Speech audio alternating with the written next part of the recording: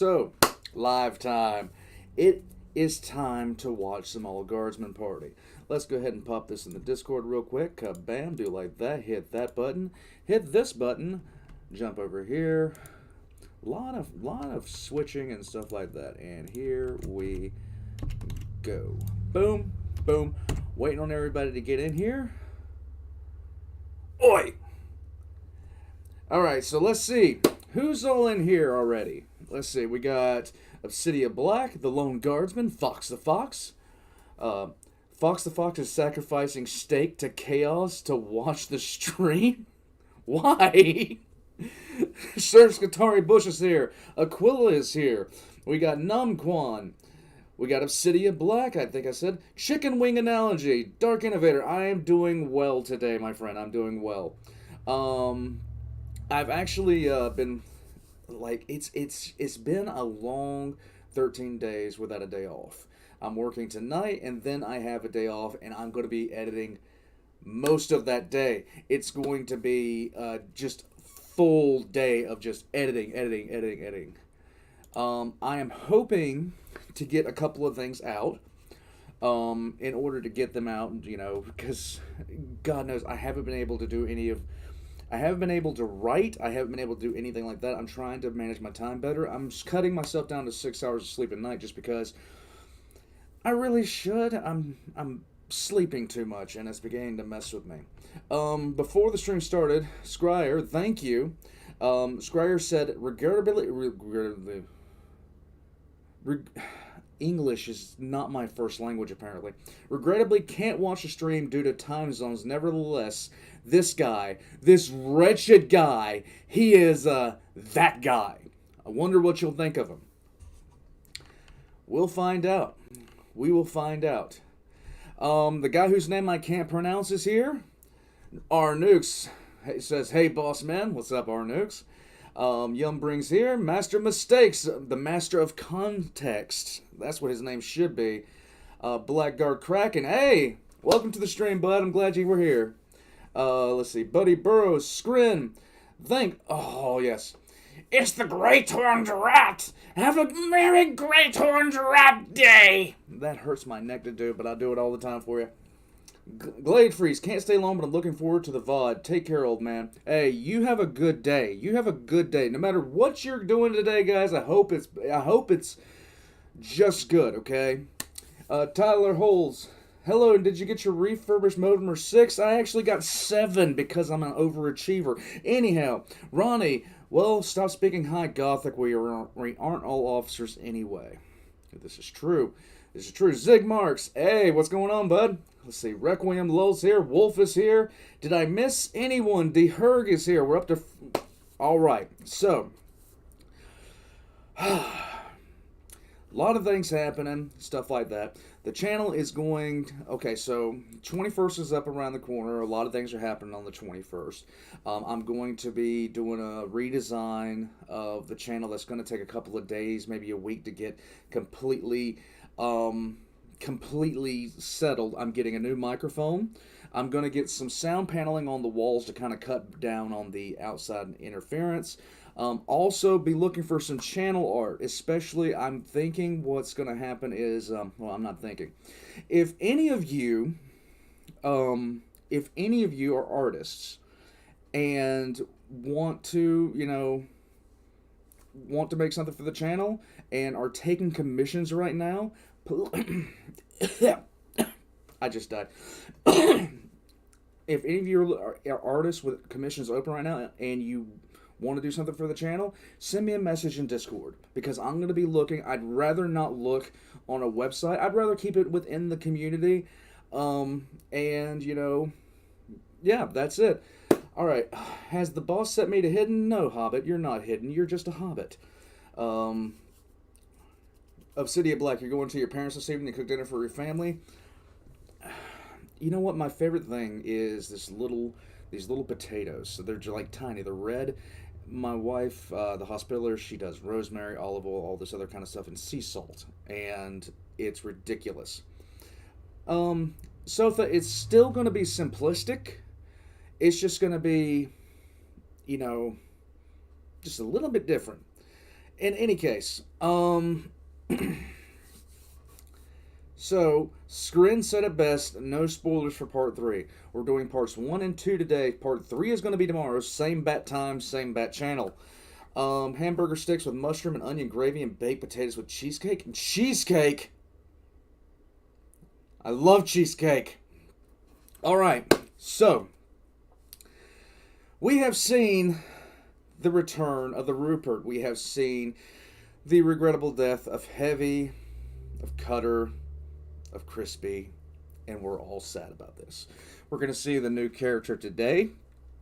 We're also going to see a new person who's looking to become an interrogator. This is called the Interplanetary Man of Mystery.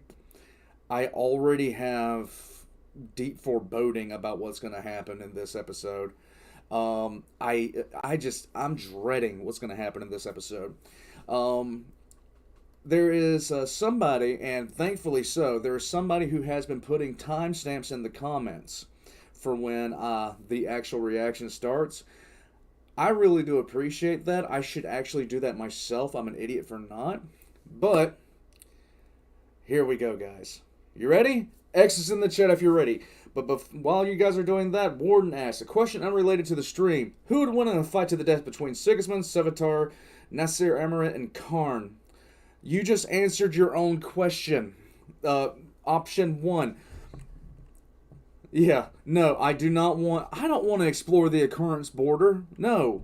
Here we go, guys. This is the ongoing tale of a bunch of guardsmen who got drafted into the Inquisition after their regiment was reduced to a mere 37 men by a combination of orcs, heretics, more orcs, Tyranids, and, of course, their own leadership. Currently, they work for an Inquisitor that is the 40k equivalent of Professor Oak. He provides teams and missions to interrogators who need to get some leadership experience before becoming full Inquisitors. Sarge's head hurts. He is lying in a pile of rubble. One of his eyes isn't working. He can't feel his left arm. And the only thing he can hear over the ringing in his ears is muffled coughing coming from some debris on the other side of the dimly lit room. While he watches... 10 to 1, one of Twitch's landmines went off, and maybe a rat set it off. A hand claws its way out of the wreckage and seizes the edge of a table. Seconds later, it's followed by the scrawny arm, scrawnier chest, and helmeted head of Nubby. Sarge tries to croak a warning as the trooper overbalances and falls against the wall, but he's too late. The entire room is filled with blinding light and screams. Cursing loudly and moving with incredible speed, Sarge lifts the table off his arm, staggers to his feet, and switches the lights back off. All around the room, figures are sitting up and swearing at Nubby between pained groans. A half-empty bottle sails out of a small furniture fortress and just barely misses the trooper. In a croaking voice, Sarge asks if anyone remembers where they are, why an eye patch and tricorn have been glued to his head. I should have known better. And who the trooper duct-taped to the ceiling is. Twitch is frantically searching his fort for several personal items that seem to be missing. Outside, there's an ominous click as Sarge finds one of them. Ooh. In the middle of the frantic scramble to defuse the mine, a tall man wearing a bathrobe and holding a cup of recaf walks in. The man takes in the wrecked room, and its mostly sleeping occupants. Thank you, Slacker. Mephiston versus Sigismund. Who would win? It's always Sigismund, dude. It's always Sigismund. Even though Mephiston is ridiculous, he would definitely be top 10 hand-to-hand Astartes probably all time. But Sigismund in his prime would stomp out literally anyone. Thank you, Slacker.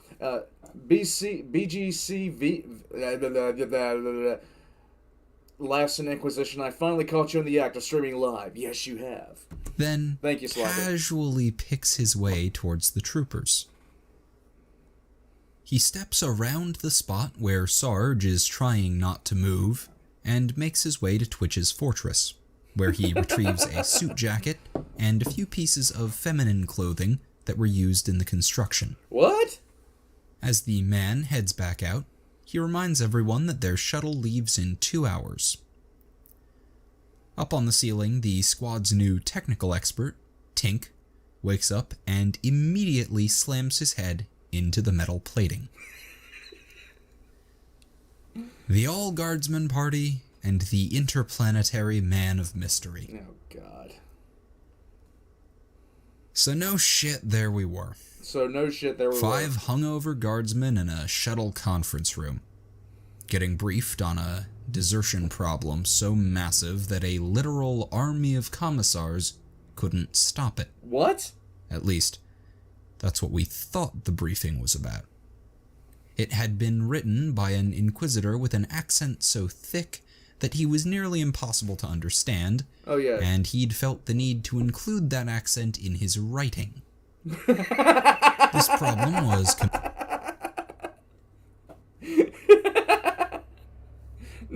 compounded by the fact that the bathrobe-wearing man reading it obviously didn't really give a damn, and would often skip whole sections or pause to inject snarky comments. Nice.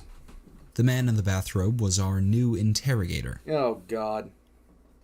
We'd been hanging out in our section of Oak's ship when this guy suddenly burst in, dodged Twitch's reaction shot, and threw a briefcase into Sarge's lap.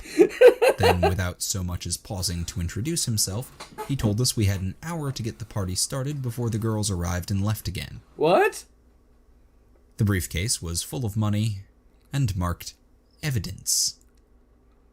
We didn't overthink the situation. Nubby grabbed a few other guardsmen and went to get supplies.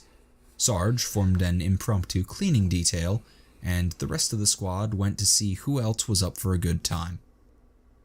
Things were already getting pretty lively when the mystery man returned with over a dozen sororitas and half of the all-female assassination team from Deck G in tow. Just saying that it went from happy to scary really fast. That we were surprised doesn't really do the situation justice. If it weren't for the large supply of liquid courage, most of the guardsmen present would have fled in terror. It was one hell of a party. Shame none of us could really remember it afterwards. Yeah. Right as things had been really getting started, the mystery man came over to where we were sitting and pulled Tink, the rather infamous regimental techie, out of the crowd.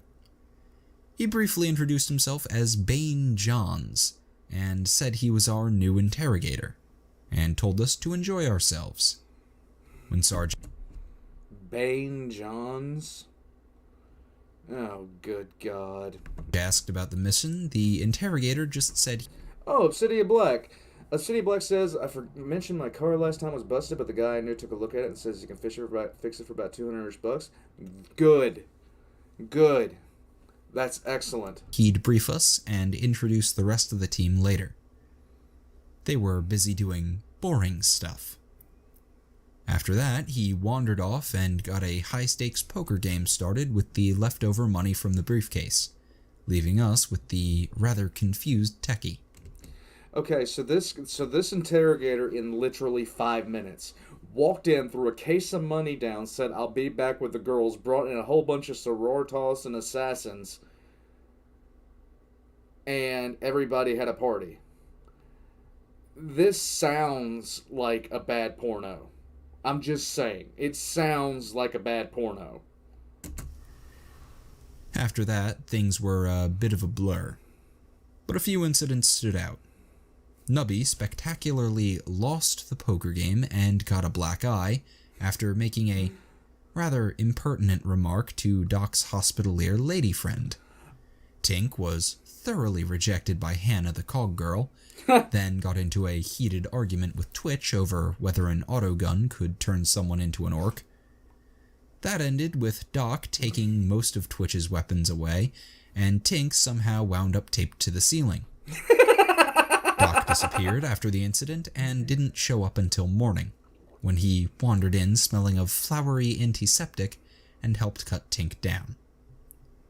No one could remember what Sarge did during the party, why he was dressed like a rogue traitor, or whose idea the glue and permanent marker was. We all remembered the Interrogator, though. Thank you, Michael. He was everywhere during the party. He drank more than anyone could really believe, won the poker game, and left with a sister hanging on each arm after laying out 2 guardsmen during a rather spectacular brawl. What? Then come morning, he was up and moving without showing a single sign of discomfort. It was almost enough to make you hate him. The half-assed briefing came to a... I still can't believe he's named Bane Johns. Anyhow. Crashing halt when the rest of our team came in and demanded to know who we were and why we were in their shuttle.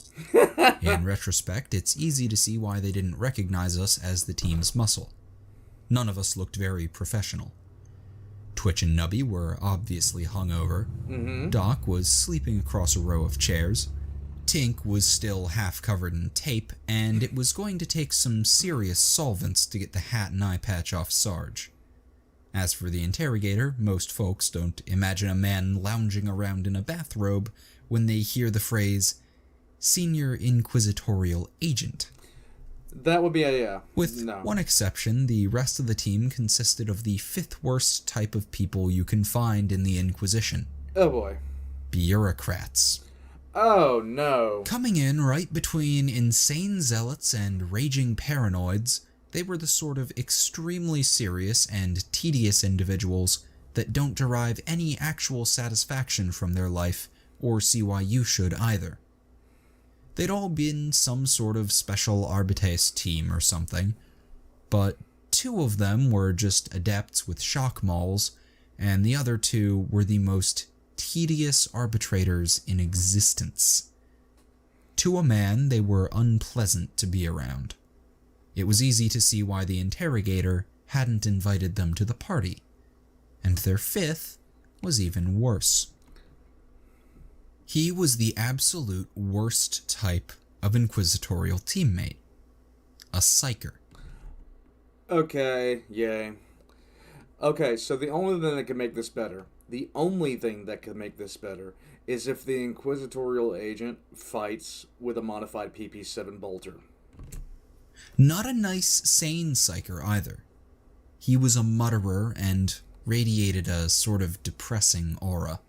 His mere presence was so mind-numbing that it had to be either the result or cause of his teammates' personalities. The Interrogator got them all calmed before anyone drew a firearm or the psyker exploded, then made a few introductions and ditched us. Nice. He tossed the briefing documents to one of the adepts and just wandered off. Obviously, he had better things to do than sit around planning the mission. After an hour or so of tedious discussion, we all decided that he had the right idea and followed suit. No one seemed to notice when we left. That set the tone for the rest of the trip. None of us had any desire to spend more time around the Grey Brigade than absolutely necessary, and that included the Interrogator. He didn't exclude them from briefings or anything like that. Instead, he just dumped the whole pile of data provided by the Inquisitors on the bureaucrats and told them to handle it. They didn't object to this treatment, and we certainly didn't want to get stuck with all the tedious mission planning. But this behavior struck us as slightly odd. As far as we could tell, the Interrogator wasn't doing anything to prepare for the near-impossible task in front of us. Instead, he seemed focused on enjoying himself as much as possible during the voyage. The man seemed to have some sort of superpower. Somehow he could get a party started any time, any place, at a moment's notice. Every time we saw him, he was either telling an amusing story, running a poker game, or had a beautiful woman on his arm. Is he smoking a cigar while he's playing poker?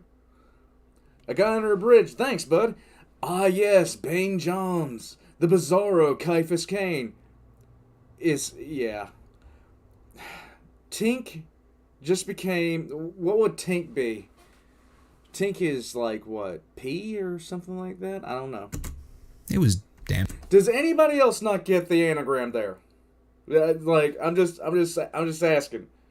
Because this thing is peppered with them. And impressive. Especially given that we were on a Navy vessel, not a cruise ship. Mm-hmm. The only problem was that we couldn't keep up. Chicken Wing Analogy says the whole chat is bots run by Alfarius and or Omegon. How did you know this? Thanks, guy under a bridge. At first, we tagged along behind Bane. He was the best source of entertainment on the ship. But the man was perfectly capable of drinking until 3 every single night. Jesus. After a week, we gave up and just stood back and watched. Is he going to ask for a martini, stirred, not shaken? It was mind-boggling, and in Doc's professional opinion, the man wasn't human. We couldn't hold it against the Interrogator, though. He was just a natural-born party animal, and did his best to make sure we enjoyed ourselves when we joined him. But it was vaguely worrying that he was the one in charge of the mission. While the Interrogator partied and the boring people did boring things, we settled into our own routine and brought Tink properly into the squad. Nice. Tink got his name because Fix would have been confusing on the battlefield, and he had the poor taste to complain that Tink was a sissy name when someone called him by it. Back in the regiment, he had been one of the grease monkeys who hung around the motor pool and armory. He wasn't an engine seer, and got rather snippy if someone called him one. Thanks, Slacker. Tink is a heretic. So saith the tech priest. Oh God, I've been reading So I was telling Slacker was in the Discord with me earlier with a few other people, Emperor Eagle, Ra, and I was talking about the books that I'm listening to right now while I'm at work, and I'm listening to the Eisenhorn series again. I actually had to buy it this time. Well, I use Audible for audiobooks, and I'm trying to decide right now, so you guys help me out here. You guys help me out. I'll make it a poll.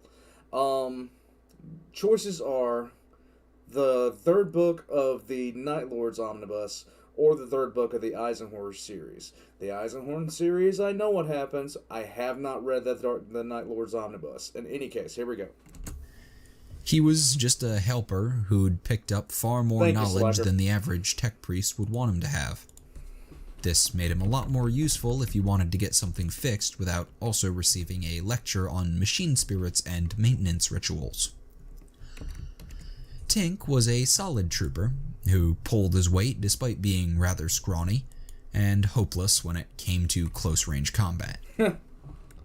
He could fix just about any technical problem a guardsman could have, and was the only plasma trooper we knew that still had all his original fingers and no skin grafts. That said, Tink wasn't exactly popular with the rest of the regiment. The problem was that, not to put too fine a point on it, he was weird. Really? The man had some fucking really? Are you serious right now? Are you serious? Calling these group, that just shorted out my brain. For them to call anyone weird. Okay, the only sane person in the entire regiment. So oh my God, this just blew my brains out. The only sane person in the entire squad is Sarge. Doc has romantically pursued a sister of battle. Crispy was crispy.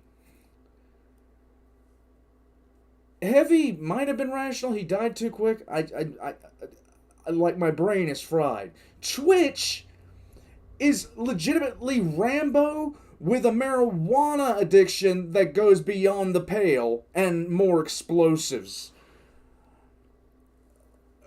Who do they get off calling anybody weird? Serious issues with tech priests. Couldn't keep his mouth shut. Was nearly as bad as Nubby when it came to respecting personal property, and while he liked to say he had an affinity for technology, the rest of us just called it a fetish. Prior to joining us, he had been part of a team that was, as far as we knew, still alive and pulling guard duty at some research facility. Cutter. Good old Cutter. Glorious Cutter, the glorious bastard. He now sits in the poker room.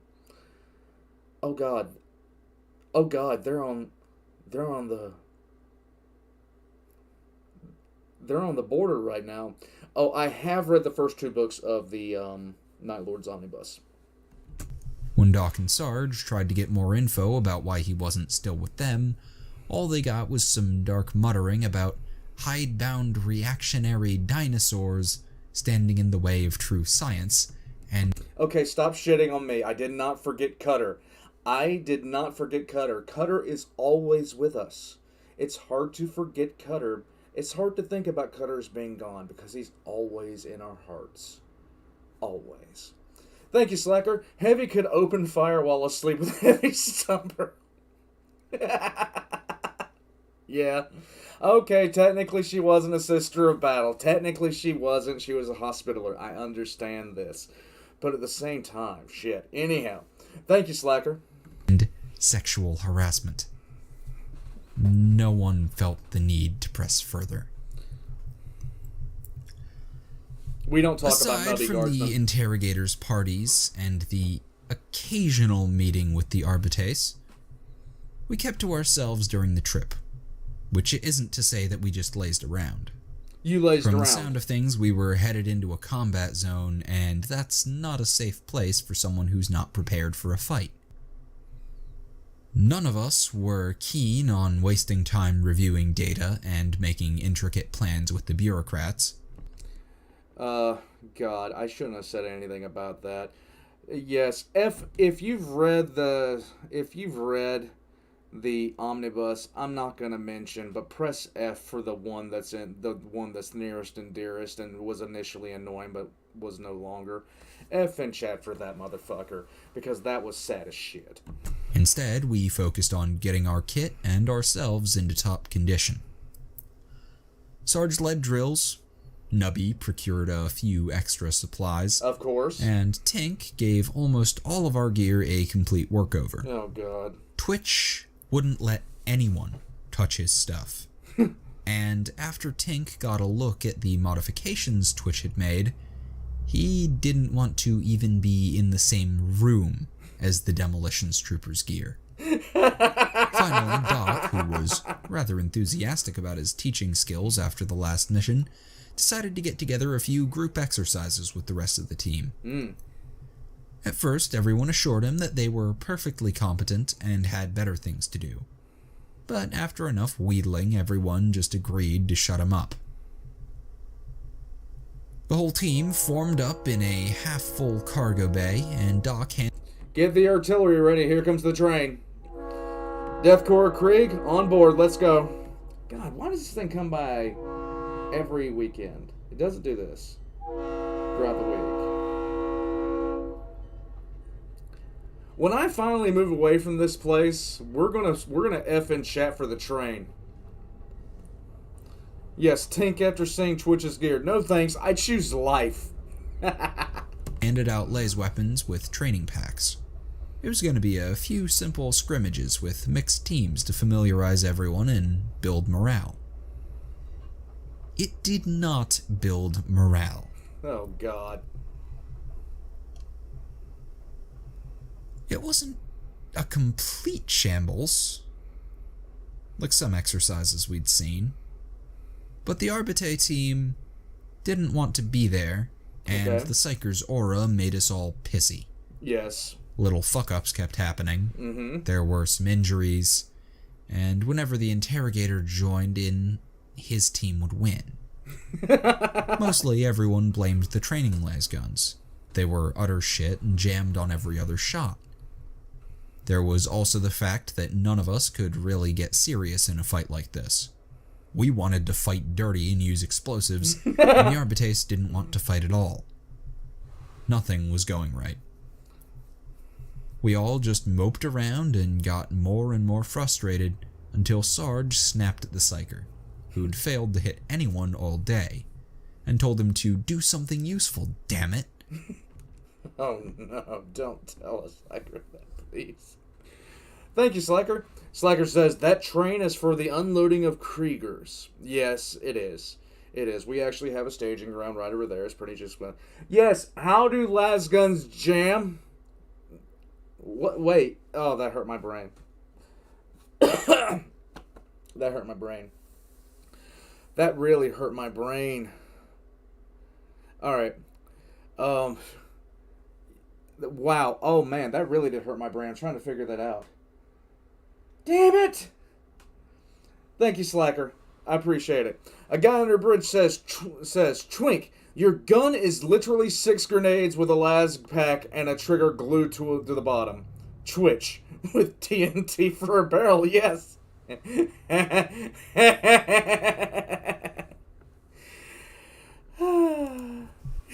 Thanks, guy under a minute later, bridge. a small localized shipquake shook the bay and knocked crates onto both Tink and one of the Arbites.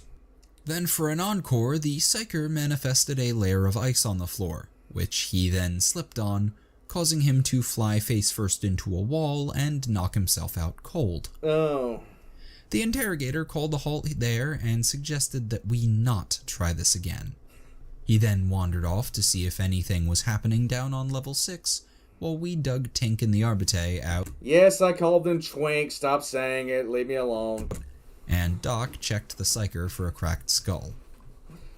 Perhaps unfairly, the Psyker got most of the blame for that shit show, and from then on we called him Fumbles. This did not seem to make him any more depressed than usual.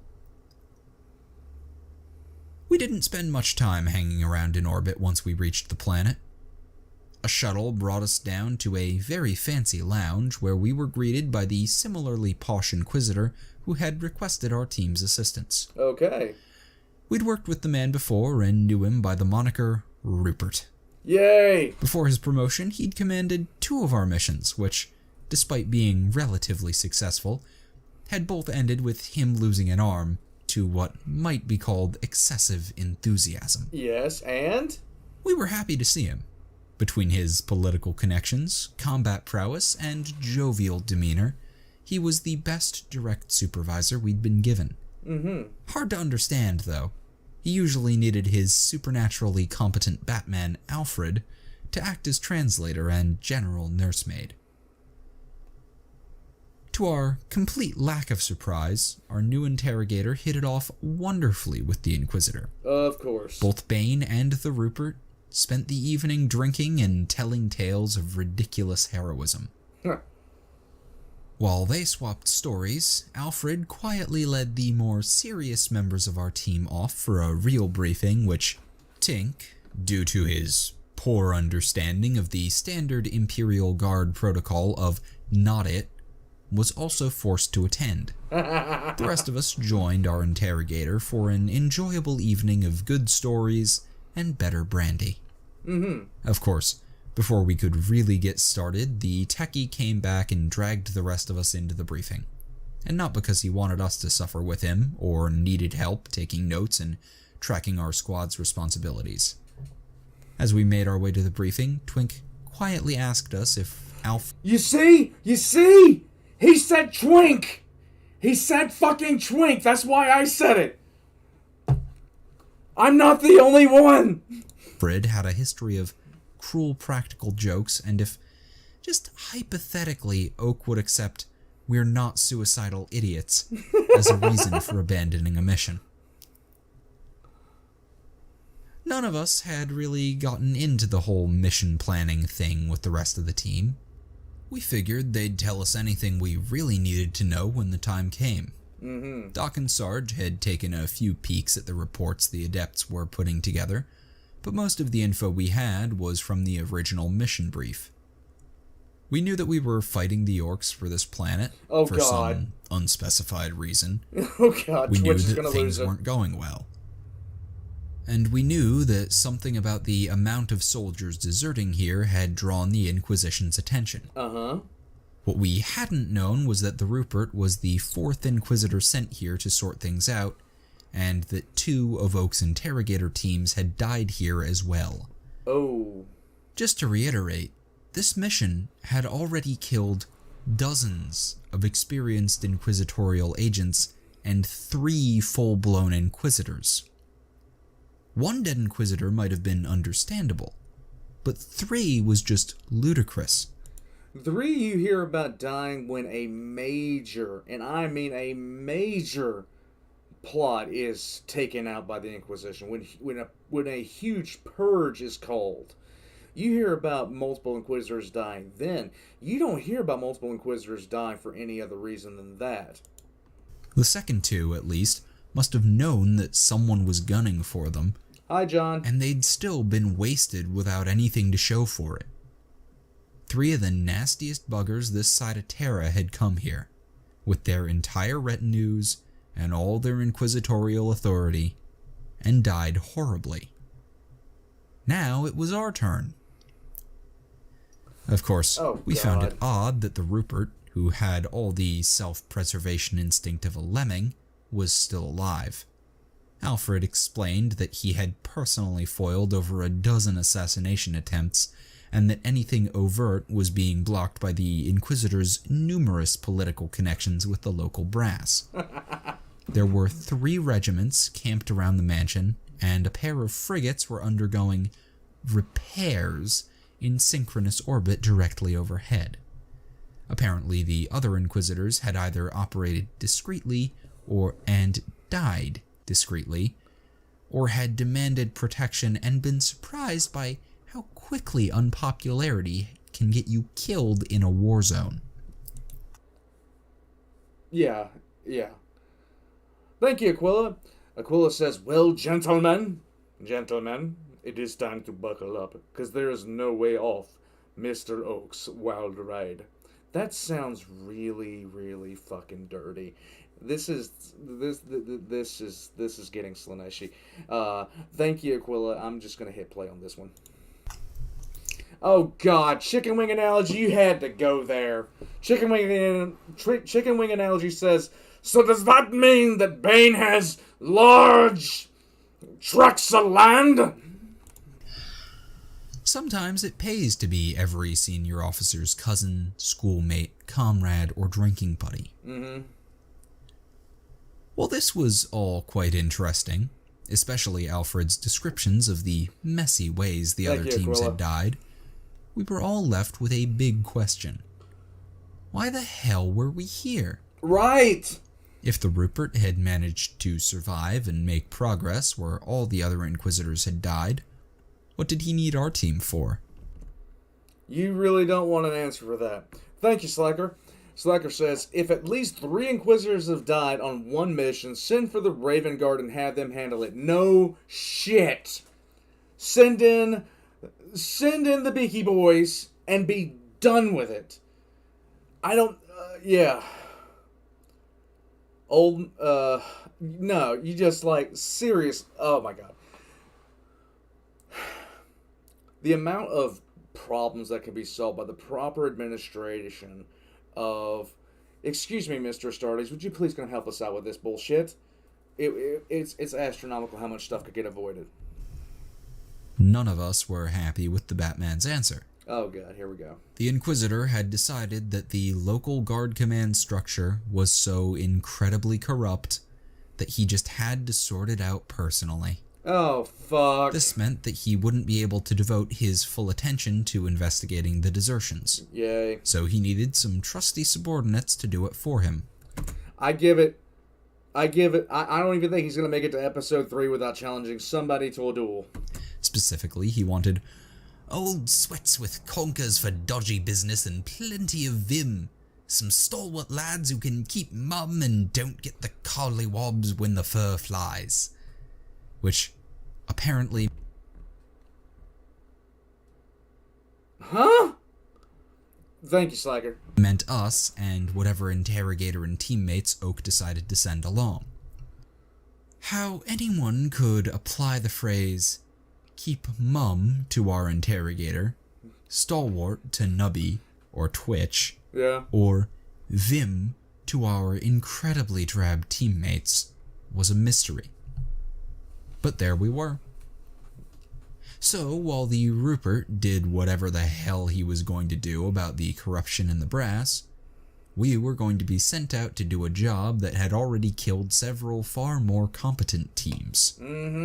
As Alfred outlined the largest morale and desertion problem any of us had ever heard of, we listened to the sound of the socialite interrogator and the old warhorse drinking and swapping tall tales in the next room and pondering our chances of survival. None of us were very optimistic. None. No. The Rupert provided rooms for our team in the mansion he'd commandeered. Nice. But we didn't get much time to enjoy them. At least with Rupert, even though he's going to do something ridiculously stupid, you know you're going to be taken care of. Between instances of him doing something completely stupid. Under any of our previous interrogators, there would have been some intel gathering and basic plan forming, which is to say, someone else would do that while we kept our heads down. Yep. But Bane didn't seem keen on sitting around. He burst into our rooms wearing his damned bathrobe and neatly avoided all of Twitch's traps at an ungodly hour and told us to gear up for a trip to the battlefield. Okay. Sarge tried to ask the interrogator just what the hell we'd be doing up at the front, but the man just vaguely said that everything would work out, then wandered off before any of us could navigate the minefield in front of the door. Less than an hour later, we were all sitting in a flyer, watching Twink as he frantically went through... He said it again! I don't want to hear anybody giving me shit about this again. He said Twink. ...through the manual and poked at the controls. The interrogator sat in his seat and cheerfully deflected and ignored the frantic questions from the rest of the team about where we were going and why we were going there. For our part, we'd accepted that he wasn't going to tell us anything and just grabbed our usual kits and strapped in for the ride. Except for Twitch. He had what might be called his orc loadout on. Oh, shit. No one sat near him, and the 2 seats he'd piled with explosives and weapons. After a few minutes, there was a shout of success from the cockpit, and the flyer's engines began to warm up. A second later, there was another shout from the co-pilot Alfred had found for us, followed by a loud crackling sound as the nose gun went off and burned a neat hole in the side of the mansion. There was a short, mostly whispered argument between the 2 pilots, and Tink came out from the cockpit. Got our destination coordinates from the laughing interrogator, then settled into the co-pilot's former seat. As we flew, Tink passed Sarge a data slate with a tack map of our destination. We were headed to a spot supposedly just a few clicks behind our lines, near one of the larger ongoing battles. Okay. Supposedly was the key word. Alfred, or one of the Rupert's adepts, had shaded the whole area and labeled it lines partially collapsed, incredibly porous, possible desertion hotspot, expect enemy patrols and only enter in force. Struggling to keep the incredulity out of his voice, Sarge asked Bane why we were heading into a contested zone with only 11 men and what he hoped to accomplish. Right. The interrogator ignored the first question and told Sarge that we were going to find some deserters and, he snickered to himself here, interrogate them. Everyone just sort of sat there and stared at him. The only reason Sarge didn't start bawling him out for the sheer stupidity of this idea was that the Arbite and the other two adepts beat him to it. Okay. There was a... Buddy Burroughs says, what was everybody's first 40K novel, if you don't mind my asking? I got a better one. What was your introduction to 40K? Go ahead and put it in the chat. Long and very polite argument about how tactically sound an expedition into contested territory for no reason other than the capture of a few deserters was, especially considered that the local commissariat had put together several penal legions of them already. Right. Unfortunately, all the arguments and criticism just ran off the Interrogator like water. He sat there and repeatedly assured everyone that he could handle any problems, and that whatever random schmuck we found would have all the information we'd need. Sarge abandoned the discussion to go plan landing with Tink, while Doc and Nubby started pulling some extra munitions out of Twitch's piles. Obsidian Black says, he doesn't want to say. You read the Eon Watson book, didn't you? You read Draco. Just say yes. It's okay. We understand. We understand. At the back of the ship, the Psyker morosely told everyone that he'd foreseen our horrible deaths. Twitch proceeded to get in an argument with him about whether we'd all die to deserters, orcs, or orcs disguised as deserters.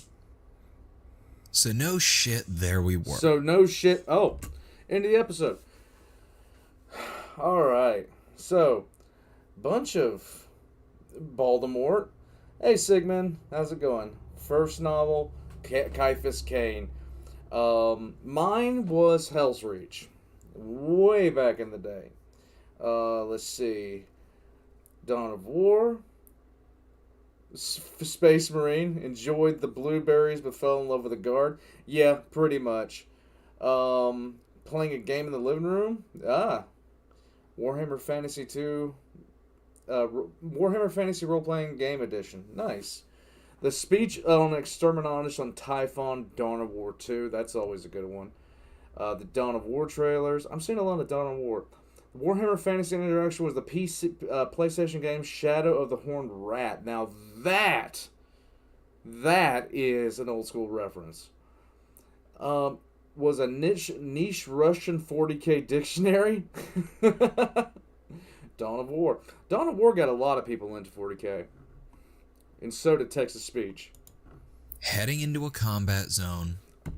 So no shit, there we were. With no support, to find a bunch of heavily armed former guardsmen, then ask them why they were deserting and where they were heading. Really says something that it was only the third worst plan we'd been a part of. The flight got a lot more interesting as we neared the front. The ground war on this planet was one of the bigger ones we'd seen. The sheer number of troops we could see below us was staggering. You could actually identify hot zones from the glow of mass lasgun fire. We all clustered around the windows, but after a few minutes it stopped being amazing and was just depressing. A near endless tide of guardsmen was marching into a fight, supported by millions of tanks and flyers. And all it was achieving was a stalemate. It was easy to see why desertion was a problem. The fight was bloody pointless, and it was obvious that most of the soldiers sent to that front weren't going to be coming back. Yep. The spot where we landed wasn't an active battle. It was a fairly wide valley that used to hold a fair-sized town or something. It had been turned into a charred wasteland by artillery. The only movement we could see were soldiers standing watch up on the edges and the flash of artillery in the distance. It looked like the barrage was coming down right where the line was supposed to be. None of us speculated on whether they'd been allowed to pull back before the suppressive barrage was started. Tink set us down in a dell a click or two outside of town. Or rather, the loner pilot set us down while Tink carefully watched what buttons he pressed. The interrogator cheerfully reminded us that, officially, everyone left here was a deserter. So all we had to do was find someone, ask them some questions, then head back to base for dinner and drinks. We shared a pained look with the other half of the team as he bounded out the rear hatch, then followed him into the no man's land. It goes without saying that the wasteland wasn't a happy place. Yeah. None of us wanted to be there, even without the presence of desperate deserters and orc scouts. Mm-hmm. Anywhere that's had that many shells dropped on it is amazingly unsafe to wander around. Uh-huh. Tink tried to convince Sarge that, despite the complaints from the co-pilot, it was his duty to stay in the flyer. He might have pulled it off if both Nubby and Twitch hadn't joined in when they saw that Sarge was actually considering it. As the interrogator led us in the general direction of town in the center of the valley, we kept our heads down and eyes open. The interrogator did neither. The man's only concession to stealth was to occasionally sprint between wrecked buildings or walls, then stand up and return to walking out in the open when he got bored. After the second time, we just barely stopped him from stepping on an unexploded shell. Sarge put Twitch in charge of walking in front of him, and the rest of us spread out into a scouting perimeter. The Arbite team just walked along behind the interrogator, mimicking his moves and quietly complaining to each other about the situation. It was amazing that we got to the edge of the town without anyone being seen or blown up. Not long after we entered the town proper, we saw signs of life. A few small buildings were still standing, and campfire smoke was coming out of one of them. Okay. We pulled back to discuss the plan of attack with the interrogator, but as soon as we pointed out the building, he stopped listening and ran towards it while the rest of us raced to catch up. We got there too late to stop him, and just in time to watch as he flung the door open, then stood there, with his cloak billowing around him and rosette on display, and loudly asked if anyone inside was a traitorous deserter.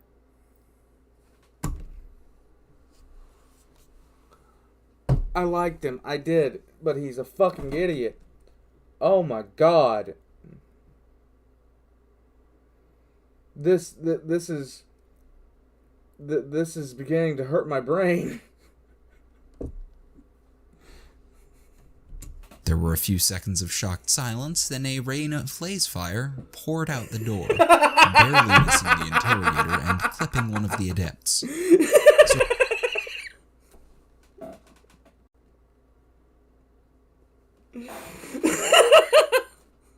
Go fucking figure.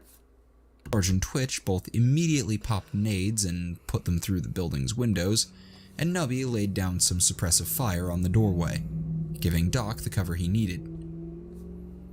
While the rest of us got the fight started and pulled the wounded adept to safety, Tink stepped back, put down his goggles, and raised his plasma gun.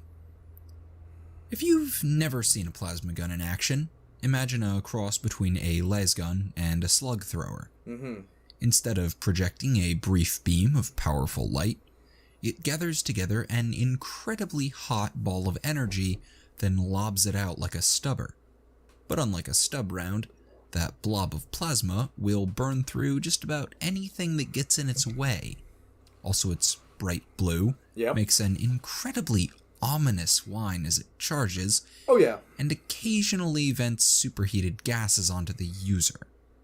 All in all, lasguns are a lot easier and safer to use, but when you want to destroy armor or punch through a wall, accept no substitutes.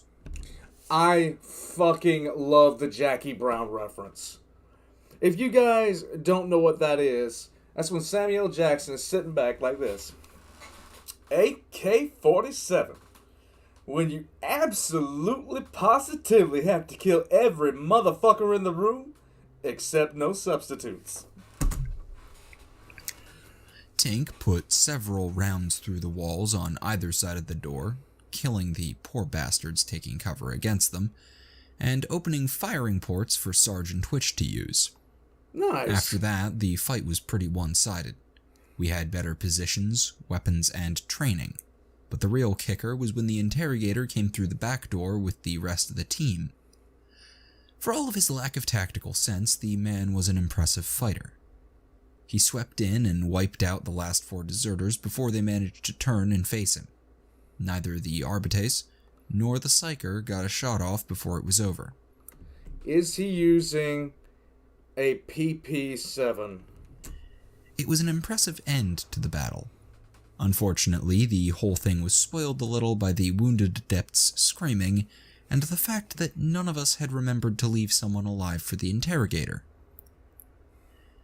As soon as Doc was finished bandaging the adept, we got away from the corpse-filled building before someone came to check out the noise. As we moved, Bane treated everyone to a play-by-play of the fight, with sound effects, and Sarge privately decided that it would be best to keep the Interrogator away from the next group of deserters we found. Yes. When Twitch spotted movement in another wrecked building, we pulled together and formed a fairly simple plan. Doc, who was sticking with the wounded adept, was put in charge of keeping the rest of the team out of our way. He led them in the opposite direction from the deserters to investigate some random pile of debris, which might be a hiding place for a secret deserter hideout or something. Oh yeah, definitely. While the rest of us just casually walked away. After a little scouting and some discussion, we decided that it'd probably be easier for us to pretend to be fellow deserters and ask for some info than try to capture one of them. The Team America World Police. Oh god, this thing is so full of references, it's not even funny. This is the episode of references. Hello, I'm a terrorist. Are there any terrorist activities going on? That is to say, it was easier for Twitch and Nubby to pretend to be fellow deserters. Sergeant Tink decided to stay back and watch. Yes. Tink's plasma gun and other toys made him stand out a little too much for comfort, and Sarge practically had Senior NCO tattooed on his forehead. Neither of them were likely to find friends inside. No. But Twitch and Nubby were practically poster children for desertion. If a director was putting together one of those commissariat films on the evils of cowardice and asked for an obvious cretin as well as someone who'd clearly snapped a long time ago, he'd have sent both troopers back for looking too stereotypical. They didn't have any trouble at all walking into the camp. Nice. Within a minute of entering, Nubby was training low sticks for rumors, and Twitch had started collecting info on local orc patrols. Of course, these guys didn't know anything really useful to us. Why would they? They were just a bunch of poor suckers who'd gotten screwed over by just about everyone on either side of the war. None of them had any secret nefarious plan, they just didn't want to die. Mostly, they just told us that the troopers above the valley were shooting anyone who tried to leave, which was pretty much what we'd expected from the commissariat. They did have one piece of interesting info, though. One of them said that some former officer was pulling deserters together for a push out of the valley. They didn't want any part of it, but we were free to try if we had a death wish. There you go. Unfortunately, before Nubby could get directions from them, the screaming started. Oh, god damn it. It came from the area where Doc was distracting the Interrogator and sounded awfully warpy. Yay. The second it faded, it was replaced with the sound of gunfire. Yay. The deserters all immediately ran for it, and we decided to pull back to help instead of trying to stick with them. We calmed Doc as we ran in and attempted to figure out what the hell was going on, but the medic wasn't making much sense. All we were able to establish was that someone was an idiot and orcs were involved. When we finally made visual contact with the team, they were holed up in some rubble and exchanging fire with a bunch of deserters in another pile. The 4 of us started to flank around, but before we got halfway, we were interrupted by a loud "Wah!" and the arrival of a squad of greenskins on the opposite side of the fight. Oh, God. Thanks, Slacker. Slacker says, Bane Johns uses twin silenced auto pistols. He is an idiot worse than Nubby. Yeah, this guy's a fucking moron. I'm reminded of the Daffy Duck cartoon where he tells an entire, like, he's basically Dick Tracy. And he walks into the who's who of the villains of Dick Tracy, modified for Warner Brothers. And then he says, you're all under arrest, and they jump his ass. This guy's an idiot. I mean, he knows how to party, but he's a fucking moron. Thank you, Slacker. It's times like this when knowing your enemy and having decent comms network can really pay off. Yeah. We all grabbed cover, and Sarge barked a ceasefire order to the rest of the team, which, to our complete lack of surprise, was obeyed by everyone but Bane. Luckily, a piece of debris blocked the Greenskins' view of the Interrogator, which meant that the deserters were the only visible enemies. Following their usual insane logic, the orcs all charged the hostile pile of rubble, yes, completely ignoring us as we got into position to take out the winner. The fight ended without any other incidents, but once again, none of the deserters survived. While Sarge reported the small amount of information Nubby and Twitch attained, Doc filled us in on what had happened. As he worked to patch up the second adept, the medic explained that the ruined building he'd picked for a distraction had just happened to contain another group of deserters. They'd been talking about something, and the Interrogator wanted to listen in, so he'd led the whole team closer. Right as they'd gotten close, someone, Doc threw a wad of bloody bandage at Fumbles here, decided to try listening to the deserters' thoughts instead of their voices, and screwed the pooch. Shit. Hence the warpy scream, Doc's near deafness when we calmed, and the ensuing fight. He said it was sheer bloody luck that the Interrogator managed to dodge all the fire and hadn't wound up like the adept. Furthermore, it was practically a miracle that only one group of orcs had followed the noise. All in all, Doc was not a very happy trooper. Wait a minute. Bane Johns has ultimate plot armor? It makes sense. Despite getting a great chance to prove his medical ability, and said we'd gotten off incredibly light so far. He was of the opinion that it was time to cut our losses, and the two bleeding adepts seemed to agree, or at least they moaned in a sort of agreeable way. Sarge had a very weird discussion with the Interrogator, while Doc complained to the rest of us. He didn't seem to mind that we'd gone off to do our own investigation, and seemed inordinately happy with the scrap of info about someone organizing the local deserters. When Sergeant the Arbitrace pointed out that none of us had the slightest idea where in the large, ruined, orc-filled valley this was happening, the man only laughed and assured them that the deserters we'd just fought had probably known where it was. Sarge adopted the very patient voice you use when talking to slow children or armed madmen, and explained that those deserters were very dead now. It was unlikely they'd be giving us directions. 5 minutes later, Sarge and Nubby were digging through the corpses looking for any secret notes or maps to the hideout. Oh, God. 10 minutes later, he was swearing sulfurously as he delivered the map to Bane. Unbelievably, it really was a map of where the deserters were mustering. What? With detailed directions and everything. Oh my God. We didn't even need to have the adepts translate the version of Gothic it was written in. He's a Mary Sue! Bane Johns is a Mary Sue. Gator just happened to have studied it back in the Scala. None of us were very happy about this turn of events. For one thing, it meant that we weren't going to be leaving the valley yet, and for another, it was complete and utter bullshit. Sure, occasionally you find some random thing that just happens to be exactly what you need, but it's pure luck. And you don't get to depend on it happening as part of your plan. Mm-hmm. It was unfair that the universe was playing along with him, and when it finally stopped, it was probably going to get us killed along with him. Yes. There was a lot of grumbling as we followed the map deeper into the town.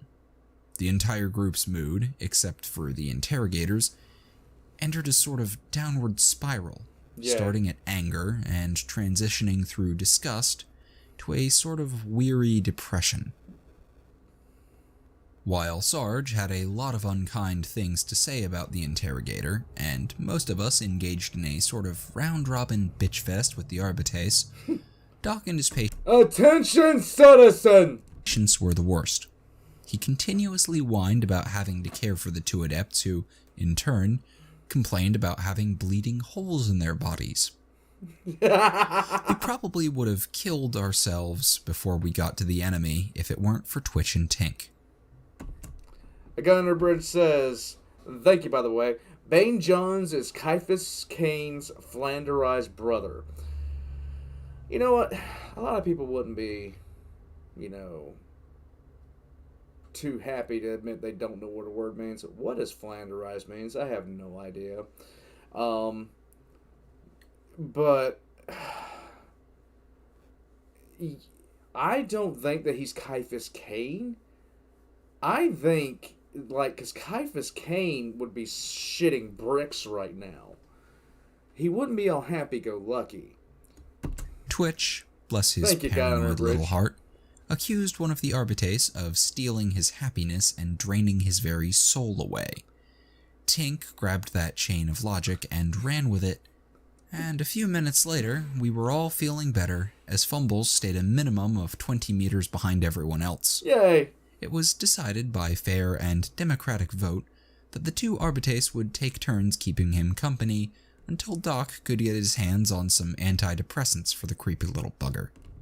Yeah, give him antidepressants. A couple of Xanax to be really good for a fucking psyker!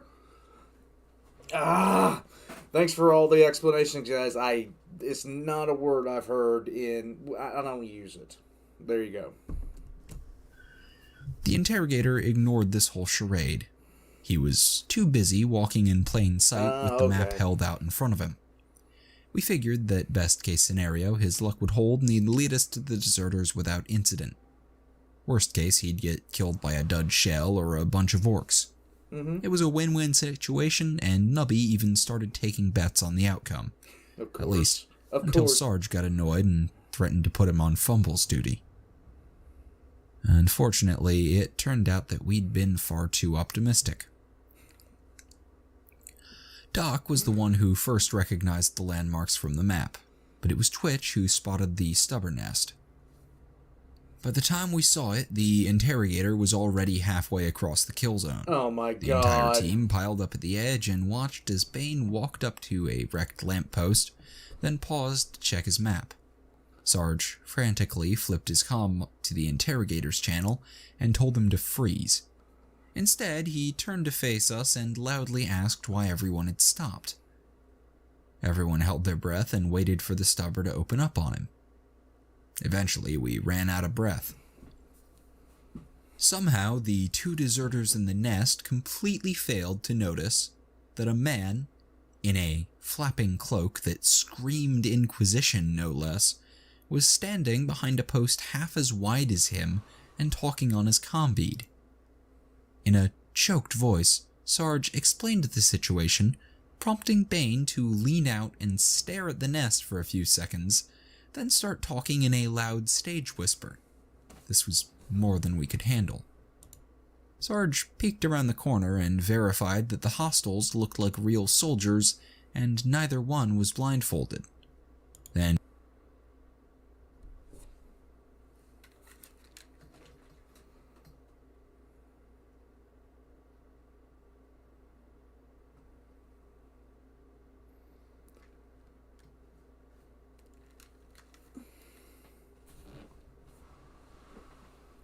What the fuck?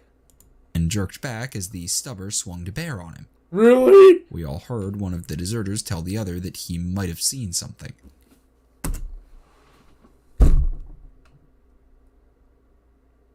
Oh my god. Oh my god. Stealth 100. Yes, fuck the fuck. Sarge, Doc, and the Arbitrace started to argue over their comms with the Interrogator, who was whispering so loudly that we could all hear him from across the street. While the rest of us got into a fairly heated discussion about just what the hell was going on. Tink was of the opinion that something warpy was happening, though Fumbles denied this and claimed that everything was normal. This prompted Nubby to start blaming the depressed psyker for screwing with the laws of physics.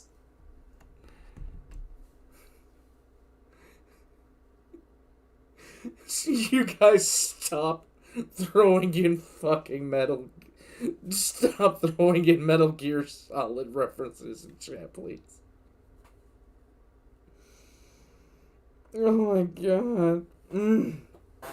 Thank you, Aquila. Aquila says, I feel like we are all feeling a deep kinship with Sarge and disbelief at Bane.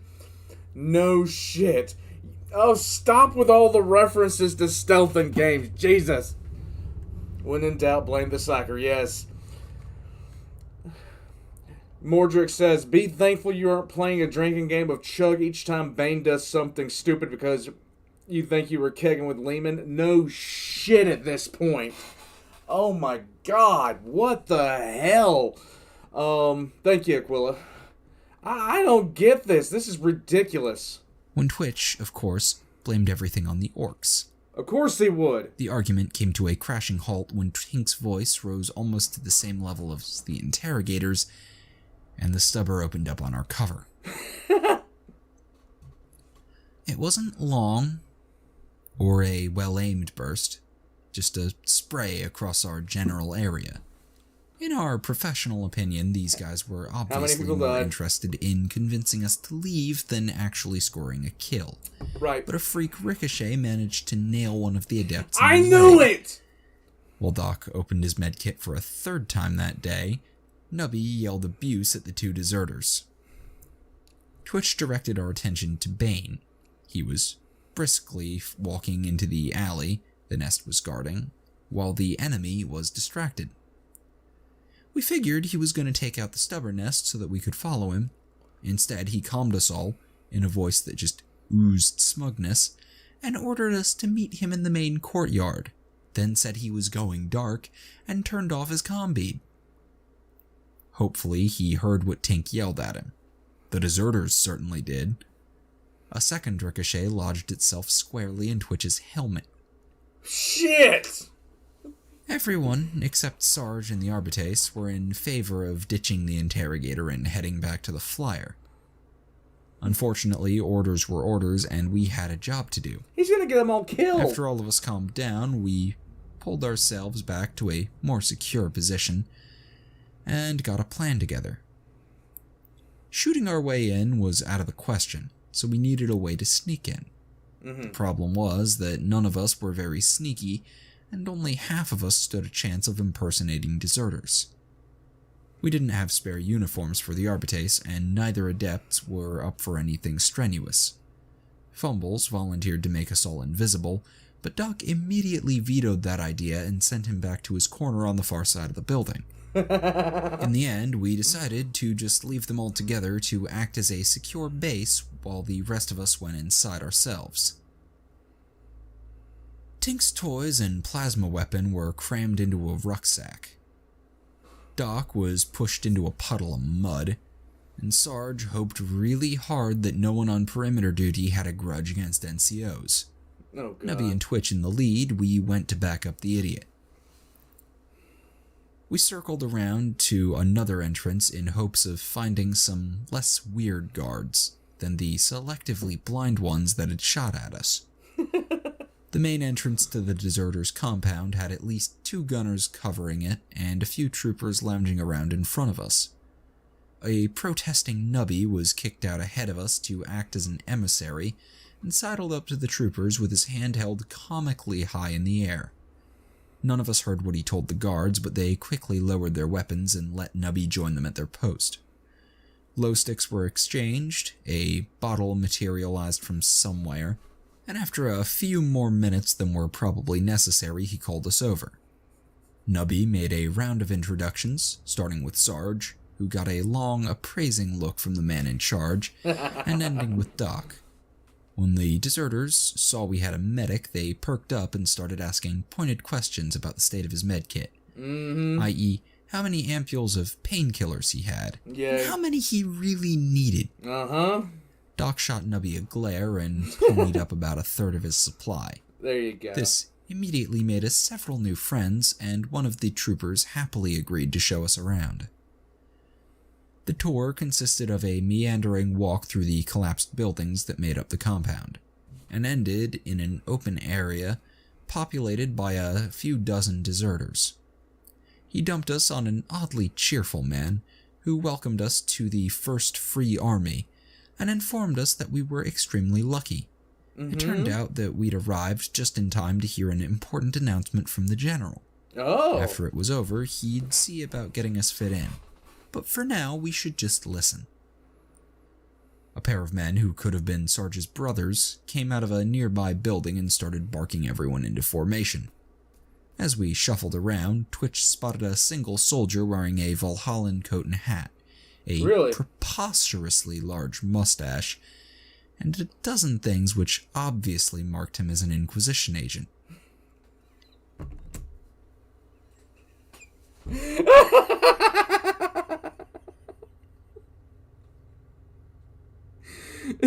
Oh, God damn it. Sure, the greatcoat covered most of him, and the mustache looked amazing, but anyone who looked closely was going to bust him.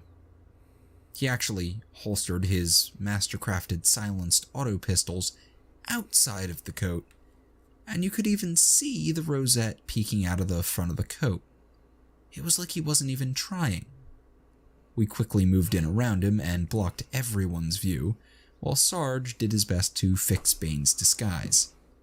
Nothing could be done about the shiny carapace greaves and boots, but the autos were stashed in his pockets and replaced with a spare laser pistol. The rosette was tucked inside his shirt, and we managed to shove him into parade rest before one of the sergeants came over to yell at us. Our squad was split up into either side of the Interrogator, and we all did our best not to draw attention. As the last deserters formed up, a big man wearing a general's insignia tacked onto a major's uniform came out and addressed the troops.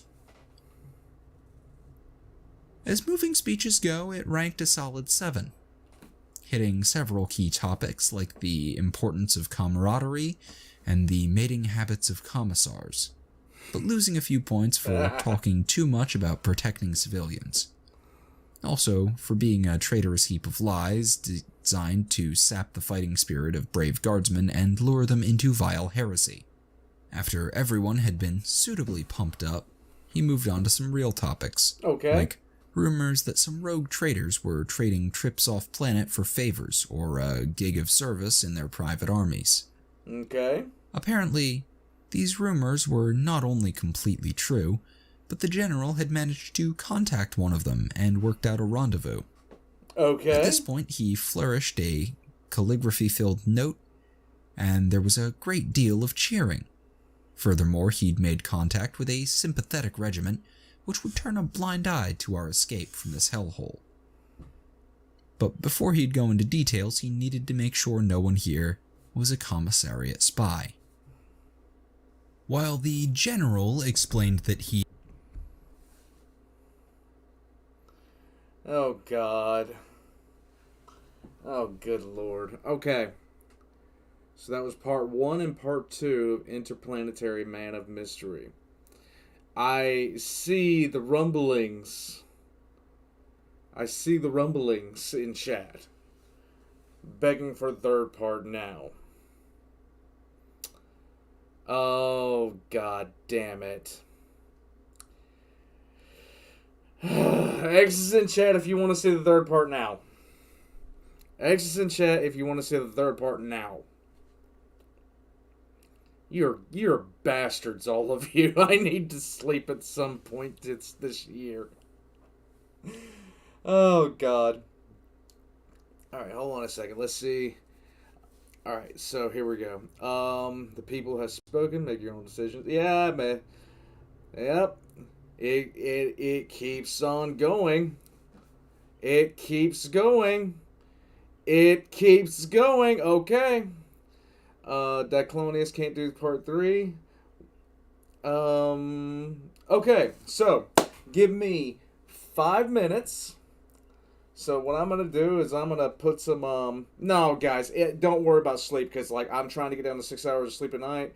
I'm fine. This is actually something I want, and I had tomorrow off. It's the first day in 2 weeks I've had off, so I'm good to go.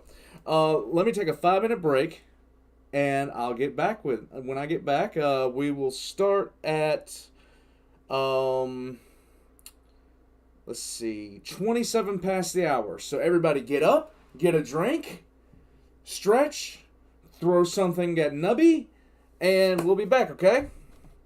I can sleep when the Emperor wakes up. Yes, Lucas. Lucas, I have not had a chance to watch it. Okay, here we go. I'll be seeing you guys in 27 after. And I hit this button, this button, this button, and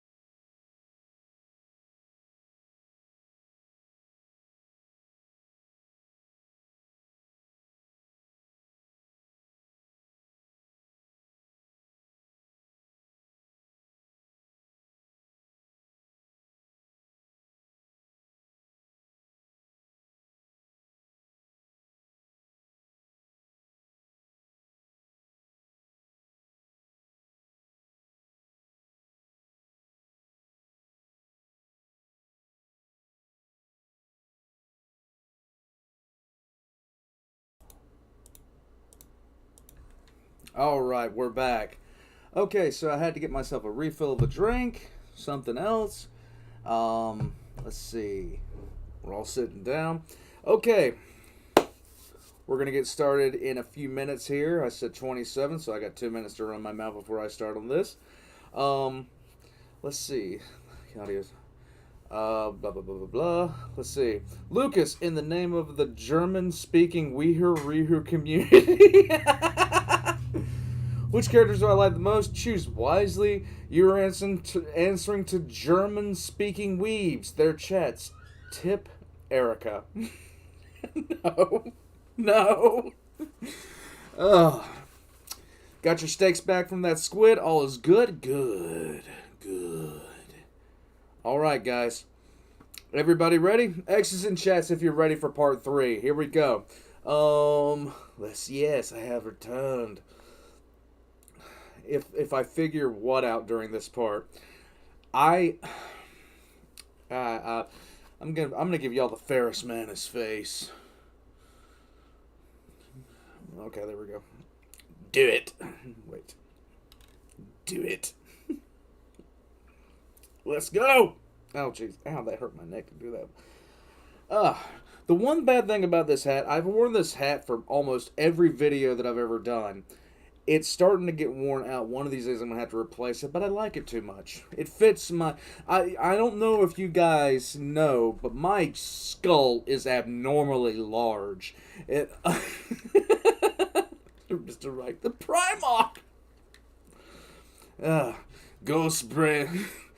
Ghost Brain Ferris is not friend. Yes. You are weak, Vulcan. Yes. Alright, here we go.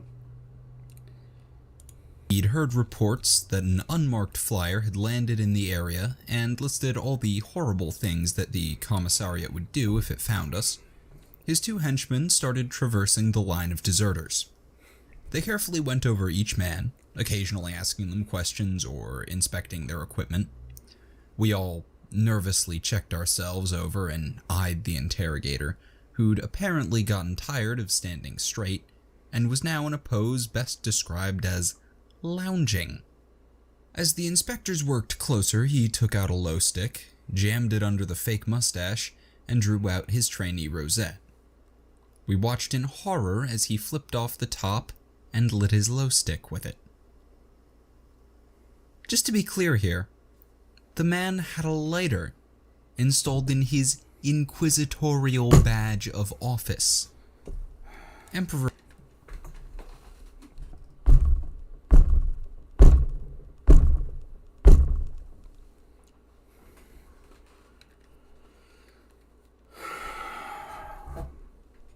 knows why he'd done it, or how he got someone to agree to fiddle with the thing, but he used it right there in the middle of the deserter base, then dropped it back down his coat.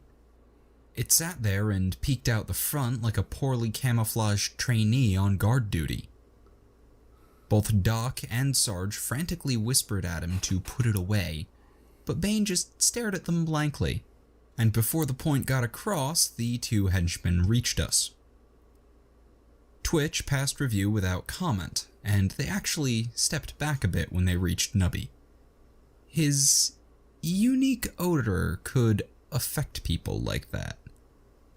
Tink didn't get off so easy, whether it was his bulging pack, fancier than usual armor, or near permanent expression of petulance mixed with superiority. Something about him bothered the inspectors. One of them stepped behind the techie and flipped open his pack, exposing his stash of gadgets and the bulky plasma gun. The other goon smiled a shit-eating grin and loudly asked the general what sort of gear a slimy little commissariat weasel would carry. Tink's panicked denials and the supporting testimony from Nubby and Twitch might have gotten him off the hook if he'd kept a level head. Oh, shit. But when they took his pack away, he exploded in impotent nerd rage. While he showed a lot of passion and his word choice was quite inventive, Tink was a lousy melee fighter, and his pathetic attack didn't impress the henchmen. They quickly subdued him, and he was dragged off for questioning by a pair of deserters. Yay. While everyone watched Tink's beatdown, each of us evaluated our options. We could all see that there wasn't any way we'd survive a straight fight in the middle of this place. Right. Our only real chance was to keep up the disguise until we could do something sneaky. The problem was, there didn't seem to be any way the Interrogator would pass inspection, and there was no way of knowing what he'd do when they spotted him. If they just captured him like Tink, we'd be able to try and spring them both together. But they could just immediately execute him, or he might start a fight and drag us in. Right. Each of us was so busy agonizing over this that we almost missed it when Bane made his move. The Interrogator just casually walked from his position in line just past Tink to a spot between Nubby and Twitch. Apparently, everyone was too busy watching our mouthy techie get the shit beat out of him to notice. When the inspection resumed, both goons moved on to Sergeant Doc without blinking. It was really quite amazing. The man hadn't done anything sneaky, he'd just chosen the exact moment when everyone was distracted. We all did our best to keep the surprise off our faces, as the inspection was wrapped up without further incident. Secure in the knowledge that no spies were present, the General outlined a complex plan for escaping to the rendezvous with the traitor. There were a lot of regiment names, passphrases, waypoints, and other stuff we didn't really care about. Then the parade was over. As the other newbie deserters walked off to do whatever it was they did around here, we quickly pulled together to hash out a rescue plan. Unfortunately, the Interrogator didn't have any time for that. He made a beeline for where the General and his goons were talking with a few of the recruits. Sergeant Twitch went off to rescue Tink, leaving Doc and Nubby behind in the square. Their job was to grab the Interrogator and convince him not to do anything suicidal until Sarge returned. In Doc's opinion, this was not an ideal plan, but there hadn't been time to think of anything better. Both troopers hustled after the Interrogator and got there just as he reached the group of chatting deserters. They watched in horror as Bane, hand outstretched and fake mustache bristling, Interrogator walked right up to the General and greeted him in a horrible Valhallan accent.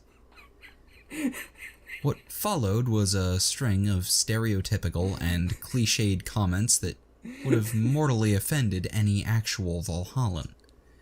Both Nubby and Doc had served with the Ice World regiments before, and it was physically painful to hear the Interrogator calling everyone comrade, joking about how hot the climate was, and complaining about the lack of alcohol in the camp. It was lucky that a deserter's hideout is the last place you'd find a real Valhallan, and incredibly lucky that there was no one who knew that, or apparently had ever met one.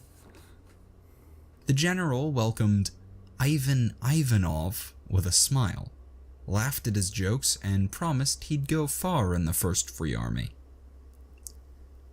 Doc and Nubby had about a second to feel relieved. Then the General spotted them. His smile turned into a suspicious glare, and he asked Doc just which regiment he was from. Doc was a clever boy, a good fighter, and a decent medic. But he was a terrible bullshitter. He froze up for a solid 5 seconds, then started stuttering, asking if the General meant him and if he really wanted his whole life story. When the General didn't stop glaring, the panicking medic took refuge in the truth, and started to rattle off the regimental details of the Jenair 99th Medium Infantry, a regiment which had died years ago. Nubby tried to come to the poor boy's rescue, but the General responded in a way that most officers did when confronted with Nubby Nubs. Which is to say, he ignored the little trooper in hope that he'd go away if no one gave him any attention. Eventually, the stream of babble was cut off, and the General started asking some very pointed questions. There is so much about this guy, and the references in this are the references in this are just, there's so many. You've got Caiaphas Cain references. You've got references to James Bond. You've got references to Austin Powers. You've got references to literally 1,000 things in this, and it's so ridiculous. Thank you, Slacker. Regina Castine and Brooker Brocklaw would have butchered him. I don't know at this point. This guy is a bullshitter of the umpteenth degree. You just unbelievable amounts of bullshit. No, he is not Caiaphas Cain, but he's like, yeah, you guys are right. He's legitimately all the traits of Caiaphas Cain exploded. Yeah. Doc scrambled to field these, but was distracted by the interrogator. Bane had wandered behind the general, and was carefully scrutinizing the note that he'd been waving around when talking about contacting a rogue traitor. God! After giving it a good once-over, the interrogator held up his wrist chrono and fiddled with it until a screen and lens popped out the sides. A mesh of green light was projected on the note as he carefully scanned the whole thing.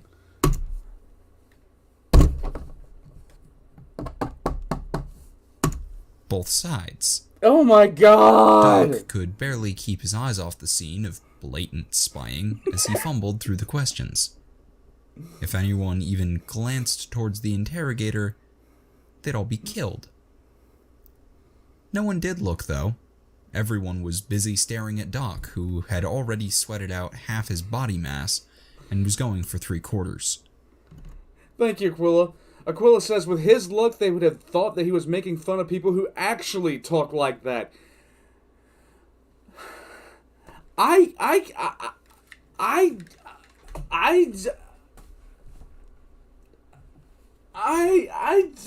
don't know. Oh my God.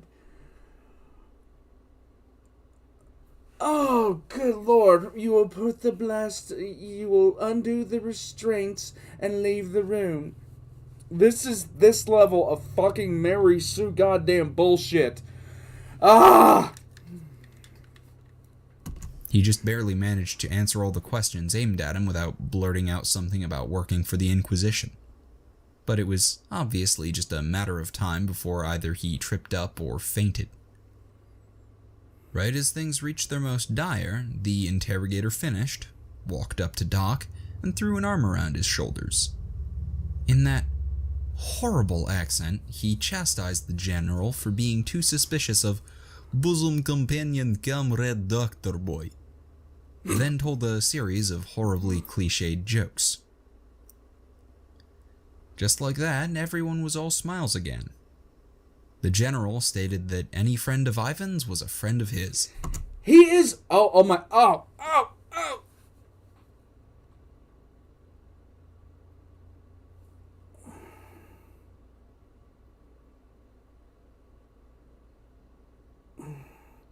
Do. We're sorry.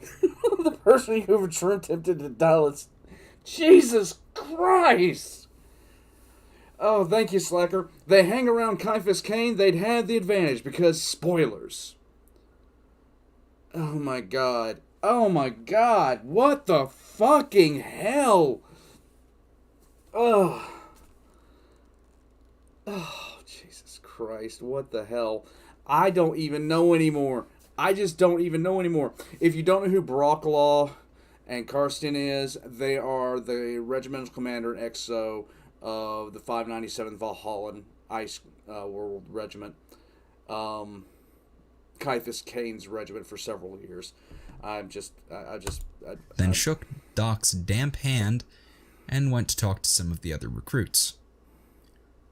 Doc practically collapsed in relief, and Nubby grumpily swore at them both from the puddle he'd been shoved into by one of the goons when he wouldn't shut up. The three of them headed into the direction Tink had been taken, and Doc pulled out his comm bead. Before he could call anyone, the air was filled with Twitch's screaming and On reflex, both soldiers hit the dirt, dragging the interrogator down with them. Twitch was having a pretty good time. Sure, he was in the middle of a hostile base, inside an orc-infested battlefield, but Sarge had given him one of those good orders. He'd been told to make a distraction. A big one. Yay. About half his supply had been secreted around the base. No one had even commented as he'd walked around holding the explosives, and the only troopers that had seen him planting them had backed away when he asked them if they wanted to help. He figured it'd take just long enough for everyone to figure out the situation for them to get safely out of the base. With a big smile on his face, Twitch sat and waited for Sarge's signal. When his comm clicked, the demolitions trooper took a big breath, screamed, "Incoming artillery!" and hit his first detonator. A shout was reflex echoed by several deserters, and the entire base started shaking with well-timed and placed explosions. A few seconds after the first barrage, Sarge's voice came from his comm bead, instructing everyone to head for the side exit Bane had used. Twitch smiled and touched his dented helmet as the second barrage removed a certain stubborn nest. It was a very good day. Yay. The squad came back together as they all made for the same exit. Tink was walking on his own, but Sarge was carrying all his gear. Doc slapped him with a stim, just to be on the safe side, Good. and eyed Sarge, who was half covered in blood. The interrogator asked how he'd sprung the techie, and Sarge just stared back, glanced at the chain bayonet he was still holding, and gruffly said that he'd explained the chain of command to Tink's new friends. Yay. Both Nubby and the interrogator broke into rather tactless laughter, until we all saw Twitch coming in at a dead sprint. None of us stopped to ask why Twitch was running. No, you just start running. It's not a question you ask demolitions experts. No. You just do your best to keep up with them. Yes. As we cleared the city, a final barrage collapsed our exit, crushing a few deserters who'd been hard on Twitch's heels. Sarge calmed the other half of the team and told them to get ready to bail. Then we all focused on running. We were almost to the Arbitrace when the deserters started launching their pursuit. A dozen ex-guardsmen took turns chasing us and taking potshots at our backs, and behind them a salamander burst through the wall and turned to face us. The general himself was standing out of the top hatch and blasting at us with a pintle bolter, while yelling at his troops to run faster. Oh boy. We got a few shots off as they closed, and the Arbitrace laid down some decent covering fire.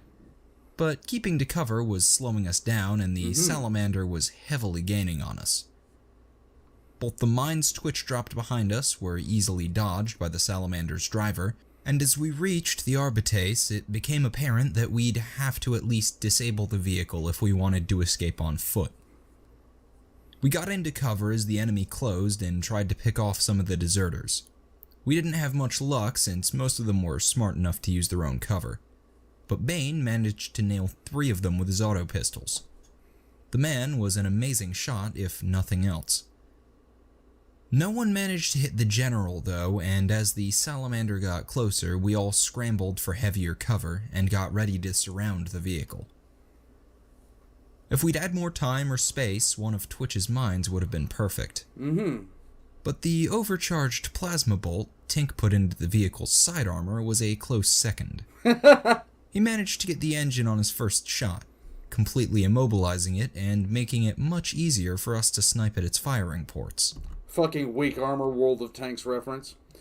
Thank you, Mr. Ranger ABR. Drive me closer? I wish to hit them with my sword. Yes.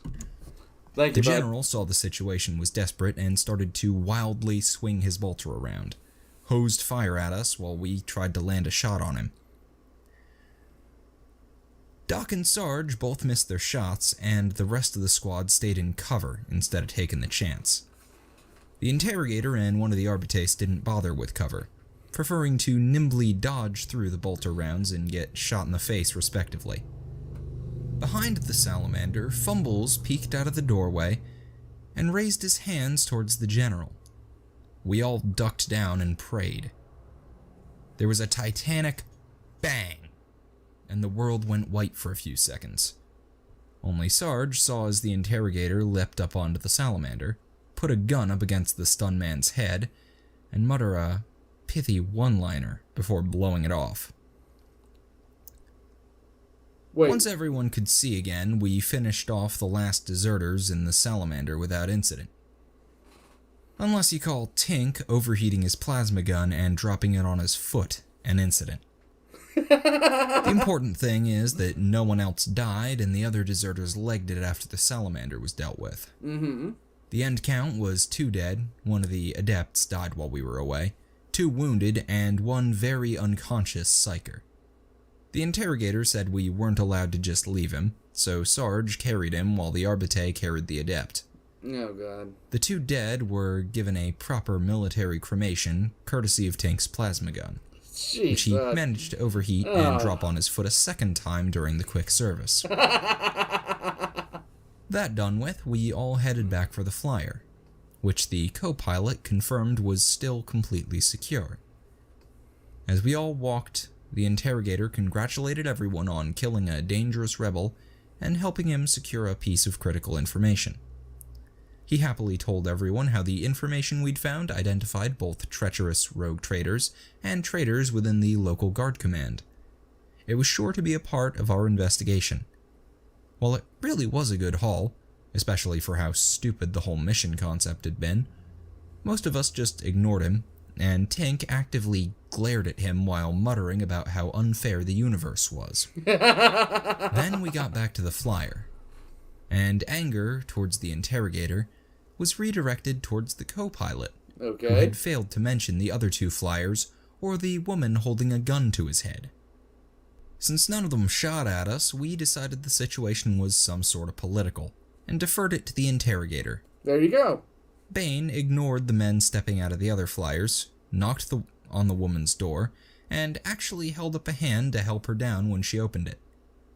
To our amazement, she actually took it and laughed a little as she stepped down, all plus 2 meters of her. To put it simply, the woman was huge, in several ways. Is she a Karskin? And while she might have been beautiful, we were all too focused on the fact that she was bigger than Sarge and had more scars than all of us put together. She was carrying an Astartes-sized bolter, had a eye patch shaped like a heart, and was wearing what had to be a custom-made set of carapace armor. The interrogator was a head shorter than her, and had the sort of grin you see on professional mountaineers or big game hunters. None of us could hear what the 2 said to each other, though it was apparent that our boy was doing well. We heard a few laughs that sounded like a Lehman Russ gunning its engine, and if any of us had put our hands where he did, we'd have lost them and an arm too. After a while, Bane called us over, introduced the woman as Ivana Kroshiu, and told us that she...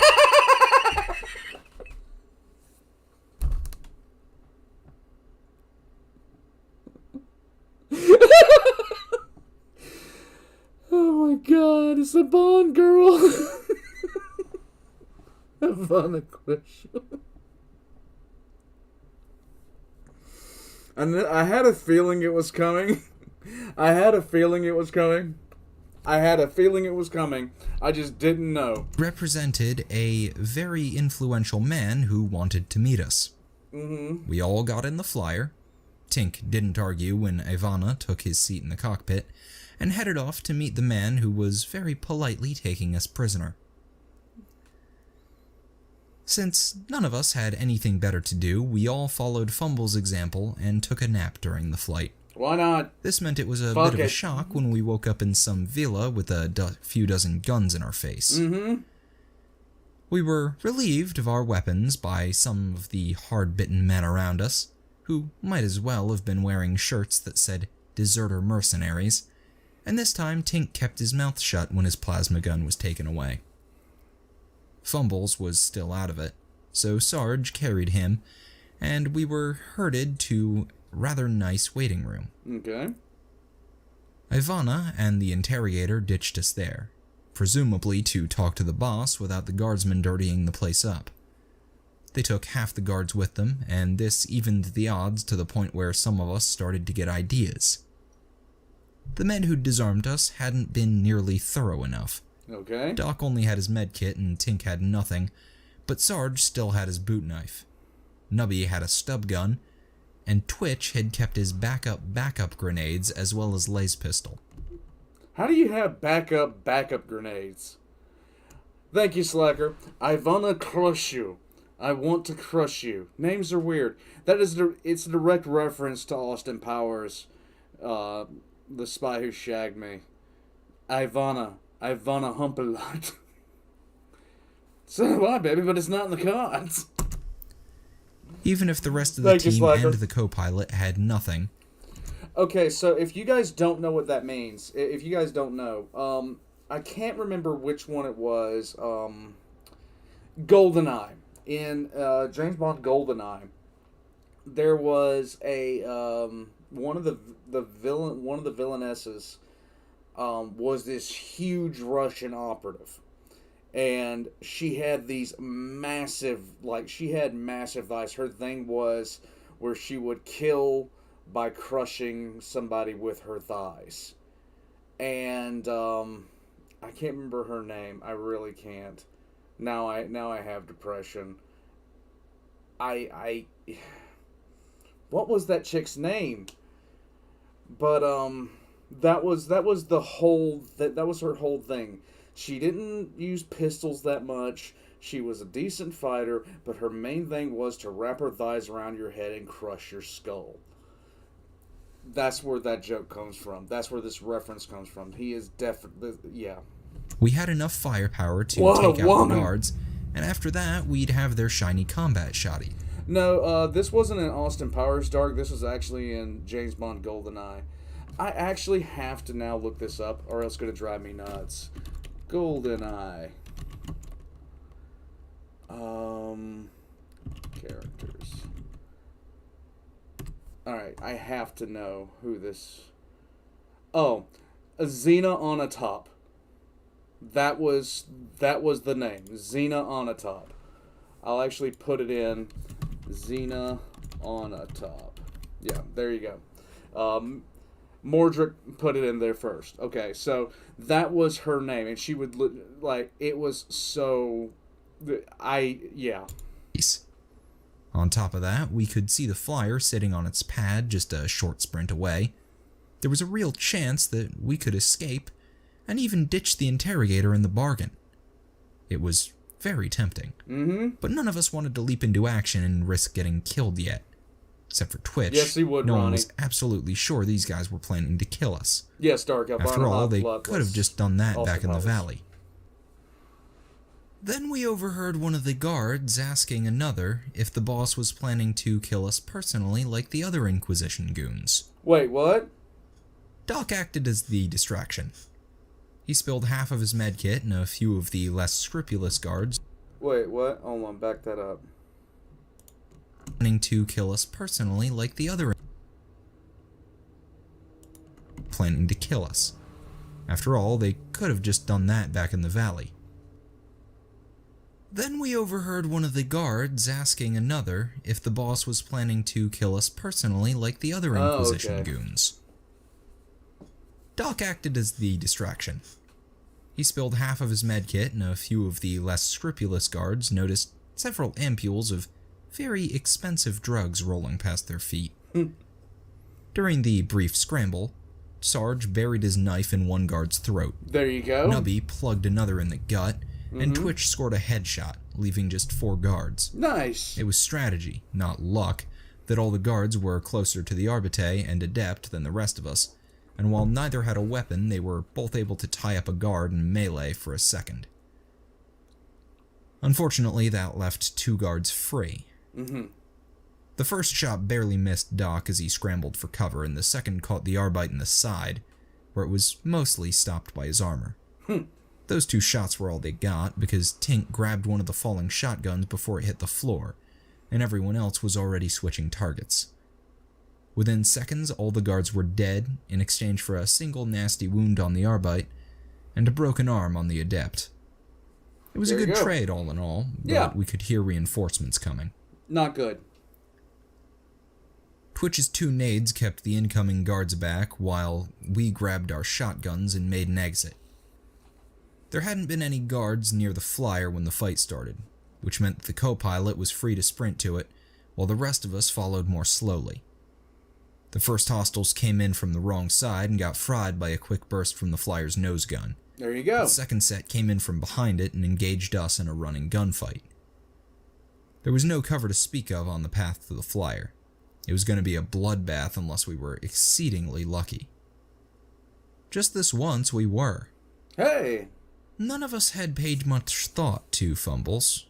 We certainly didn't want to carry an unconscious body with us as we ran, so we left him to the Arbite and Adept to worry about. He was awake now, though, and for the first time since we met him, he didn't fuck up. Hey! The Psyker waved his hands, and one of the incoming guards turned around, then hosed his squad mates point blank. Automatic shotgun fire. It was pretty gruesome. Yeah. Some of the guards got shots off at us before they died, taking a chunk out of both Nubby and Sarge, but not doing any serious damage. The same couldn't be said for the fire that came in from our pursuers, though. Their first volley blew the Adept to pieces, and forced us all to duck and return fire instead of continuing our sprint. The going got much slower after that, becoming a fighting retreat instead of an all-out run. We were still making progress, though, and could hear the flyer's engines spinning up. Unfortunately, we weren't the only ones who noticed the flyer getting ready. When we were about 15 minutes from it, a rocket lanced out from the entrance. We watched in horror as the rocket went right through the windshield, then the cockpit, then went off in a fireball that killed our only real chance of escape. That sucks. That was pretty crushing, to tell the truth. That sucks. But we decided to fight on anyway. Thank you, Slacker. Slacker says, Fumbles is the decent replacement for Cutter. Yeah. I would go with that. It sounds like somebody that has a problem with Death Die. It sounds like somebody that has a serious problem with Death Die. Thank you, Slacker. And I'm telling you this, I'm hoping that Fumbles doesn't fumble too often, because fumbling with a melee weapon is bad. Fumbling with warp is really bad. What else was there to do? We found some decent cover around the landing pad and dug in like proper guardsmen. Between our shotguns and another well-placed body puppet spell, we killed another dozen guards and convinced the rest that we were above their pay grade for the time being. There was a nice lull, which Doc used to patch everyone up. Without painkillers, I may add. And Nubby used to scrounge ammo from some of the closer corpses. After that, we just sat around and got ready for them to bring in the heavies and kill us. There wasn't another attack, though. Instead, we heard a familiar voice telling us to stand down. The Interrogator came out the main entrance, with Ivana at his back, holding her bolter and with a rocket launcher slung over her shoulder.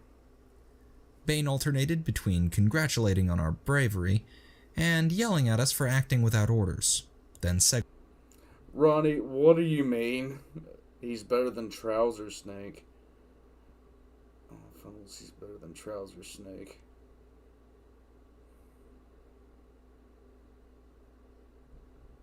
segued into a lecture on how everything was being worked out, and we all might come out of this alive if we put down our weapons and acted intelligently.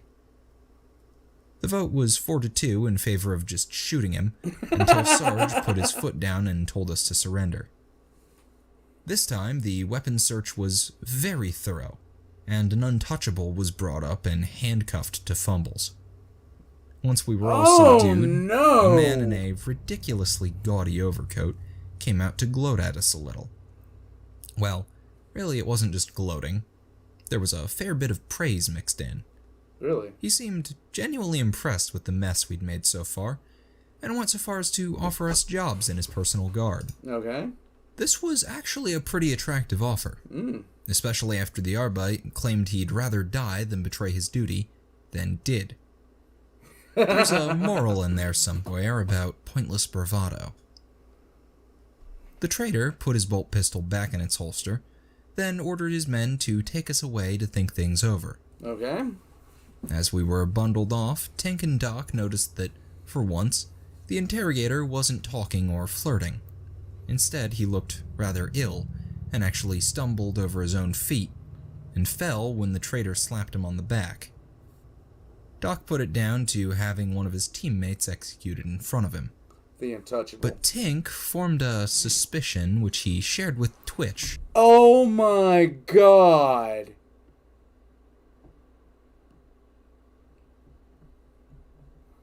Oh my god. During the walk to the cells. We were all, except for Fumbles, given one cell to share. It was really quite nice of them not to. The second an untouchable came around, he fucking sucks. Split us up, and the cell wouldn't have been too bad if it had more than 2 bunks. As it was, we made ourselves as comfortable as possible and mulled over the situation. That is to say, Sergeant Doc mulled over the situation. Nubby just went to sleep while Twitch and Tink excitedly whispered about something. After a few hours, Bane showed up with Ivana at his side. The Valkyrie wasn't in her armor this time. Instead, she was in a dress that reminded Sarge of the storage tarps you put over tanks. It was hard not to notice the way she kept looking at the interrogator, who had his arm wrapped around her waist. For his part, Bane was obviously drunk. This never seemed to impede him much. Instead, it just made him annoyingly happy. He cheerfully informed us that the traitor had agreed just to imprison us here for a few months while he finished his business on the world. After that, we'd be free to go about our business. Furthermore, Bane promised to come visit us regularly, and maybe get us a bigger cell after a few days. Our massive glares just sort of bounced off his drunken cheerfulness. Oh my god.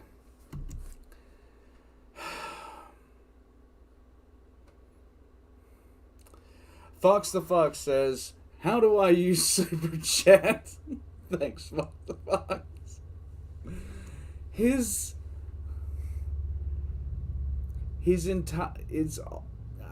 oh god, I knew that there was wart fuckery.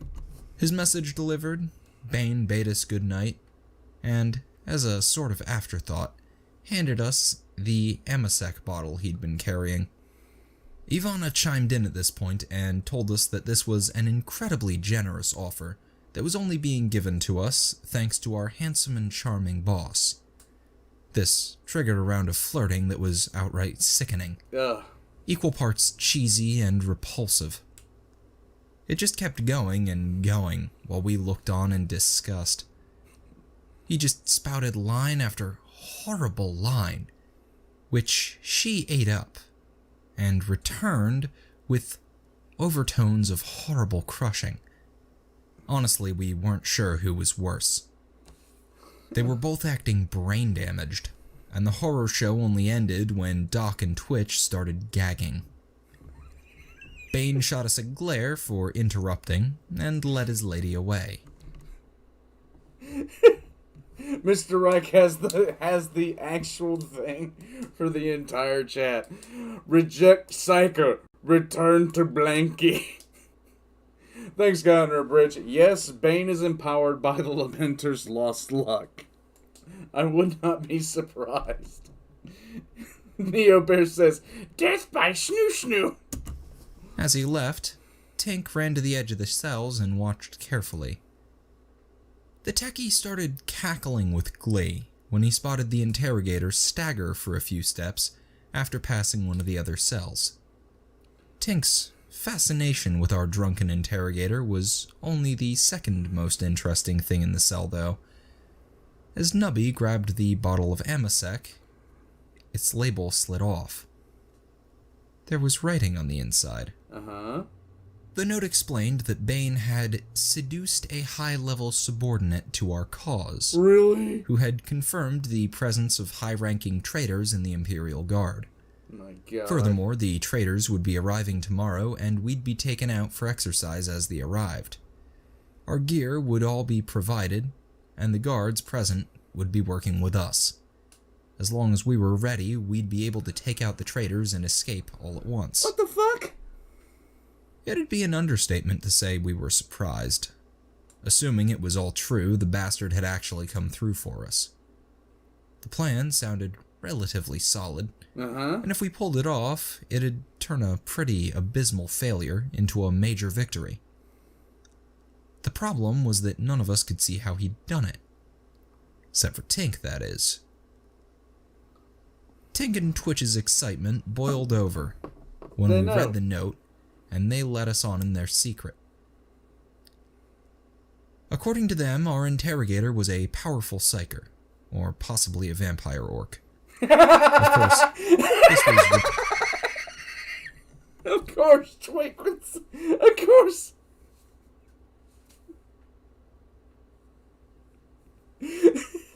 Reject Psyker. Reject Psyker. Return to vampire orc. Rejected by Nubby on the grounds that Bane hadn't exploded, summoned any demons, or gone some variety of crazy during the mission. True, but the Tink untouchable claimed that most psychers didn't do these things, but had a great deal of difficulty convincing anyone. Especially when Fumbles was brought up as an example. His theory went that the interrogator was some sort of Nacet, which we took to mean sneaky psyker who used all his powers to make himself incredibly lucky. Furthermore, Tink claimed he did this by stealing other people's luck, which was why things kept going shit for us, but not him.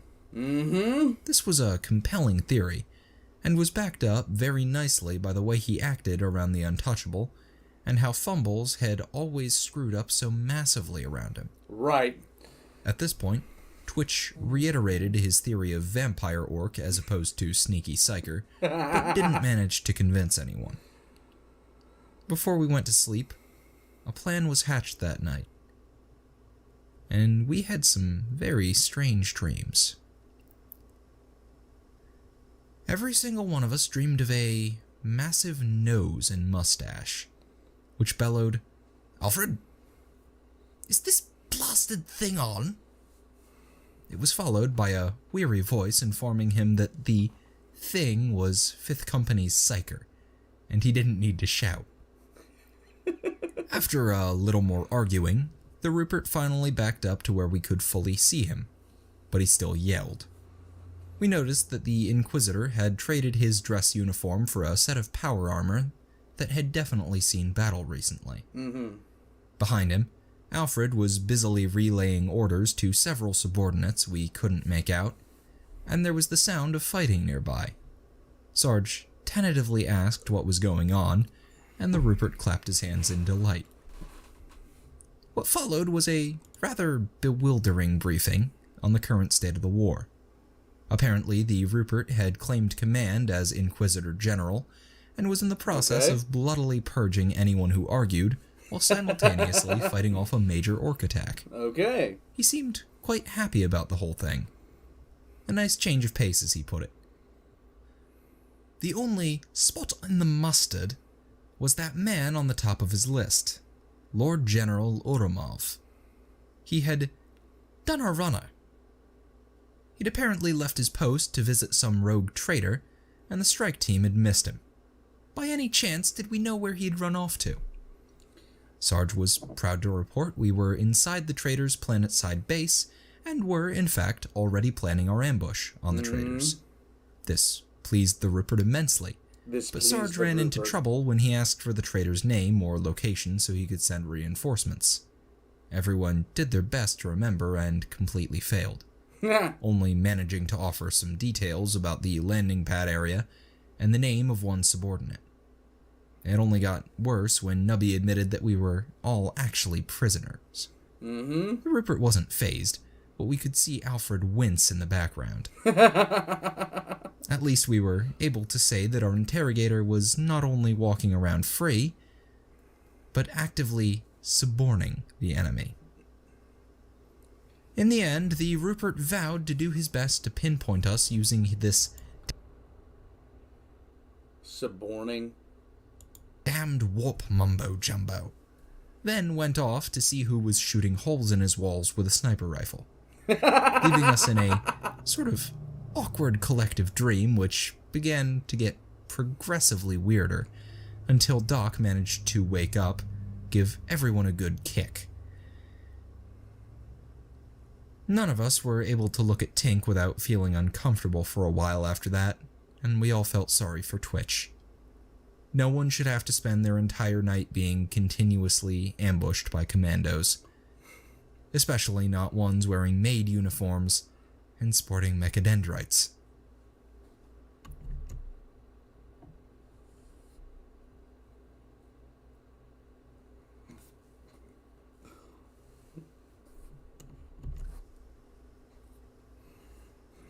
In the morning, a shift of guards came for us, and, as promised, they didn't actually lock our cuffs.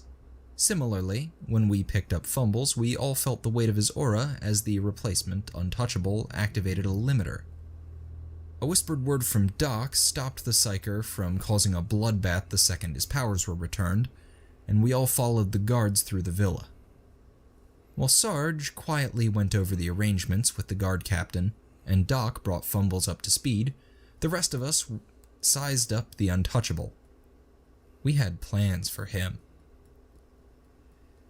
Our exercise area was a large courtyard with a fountain at one end and a landing pad at the other.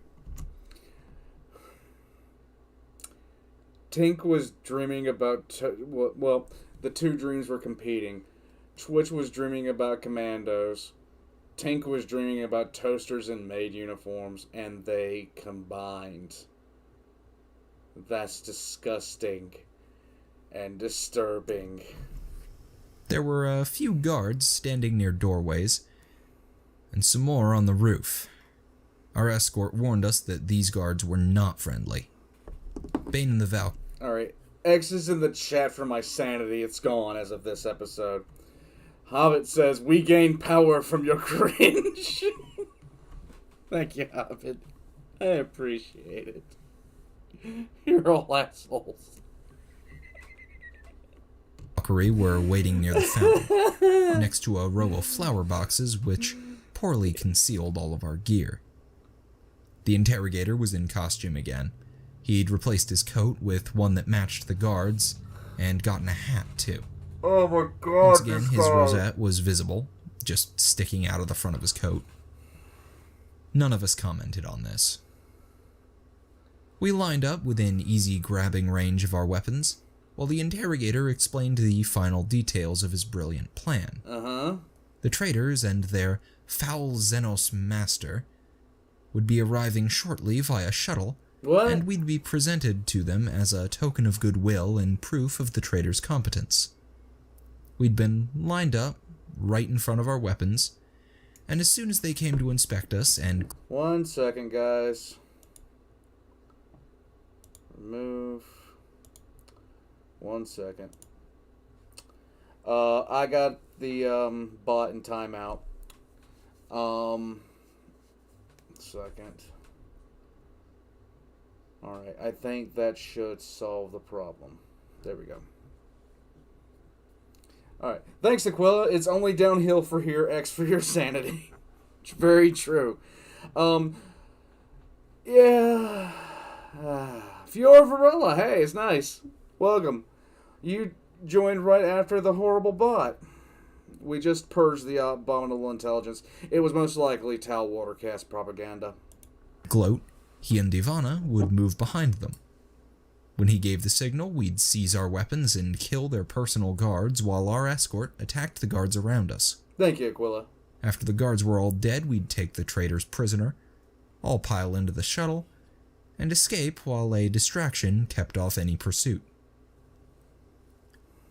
It sounded like a solid-sounding plan. Very solid. And except for a few additions of our own, we intended to follow it. The interrogator walked over to the landing pad, A few of Ivana's guards split off to get into position, and we made what preparation we could, without... Thank you, Hobbit. Hobbit says, Tau heresy taken care of. Yeah. I don't understand. It started happening once I got over 100 subscribers, and it's never stopped, and it's just constant bots. If you guys ever see a video of mine and it has some sort of link and like just talking about some lady, then the English devolves into what looks like a parrot tap dancing on a keyboard while drunk. Yeah, I know. There's a bot message on almost every single one of my videos. There's really nothing I can do about it except to go through and delete them, and that takes time. And I eventually just gave up the effort on it because it's worthless too. Tripping off either set of guards. Before long, a standard issue guard shuttle landed in the courtyard, and a half-dozen men in uniform got out. They were followed by a tall, thin figure in a cloak. The Interrogator and Ivana greeted them, and led them our Tall, thin figure in a cloak. way. As they closed in, we tried to pick out Lord General Oromov. He was the one target we were really committed to getting. Mm-hmm. The problem was that none of their insignia looked right. There were 2 bodyguards, a major, a colonel, and 2 generals, but no Lord anything. We figured he was either in disguise or was hiding under the cloak, and scrambled to think of a way to make sure. In the end, we went for the unsubtle approach. When one of the generals stepped forward to gloat over us, Sarge looked him in the eye and vowed that, "You'll never get away with this, Oromov." This did not get the reaction we expected. Instead of surprise or denial, all we got was confusion. The general stopped, looked at Sarge, then back at his group, then back to Sarge. He shrugged and was about to start speaking when Nubby spoke up and accused the other general of being Oromov. When that didn't get a reaction, Tink said the man in the cloak was obviously Oromov, and told him to take it off. The cloaked figure turned to the other general and asked the Guevesa what Oromov was.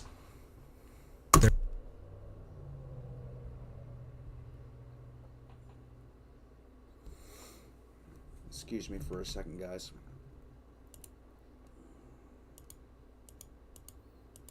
Fucking Tau!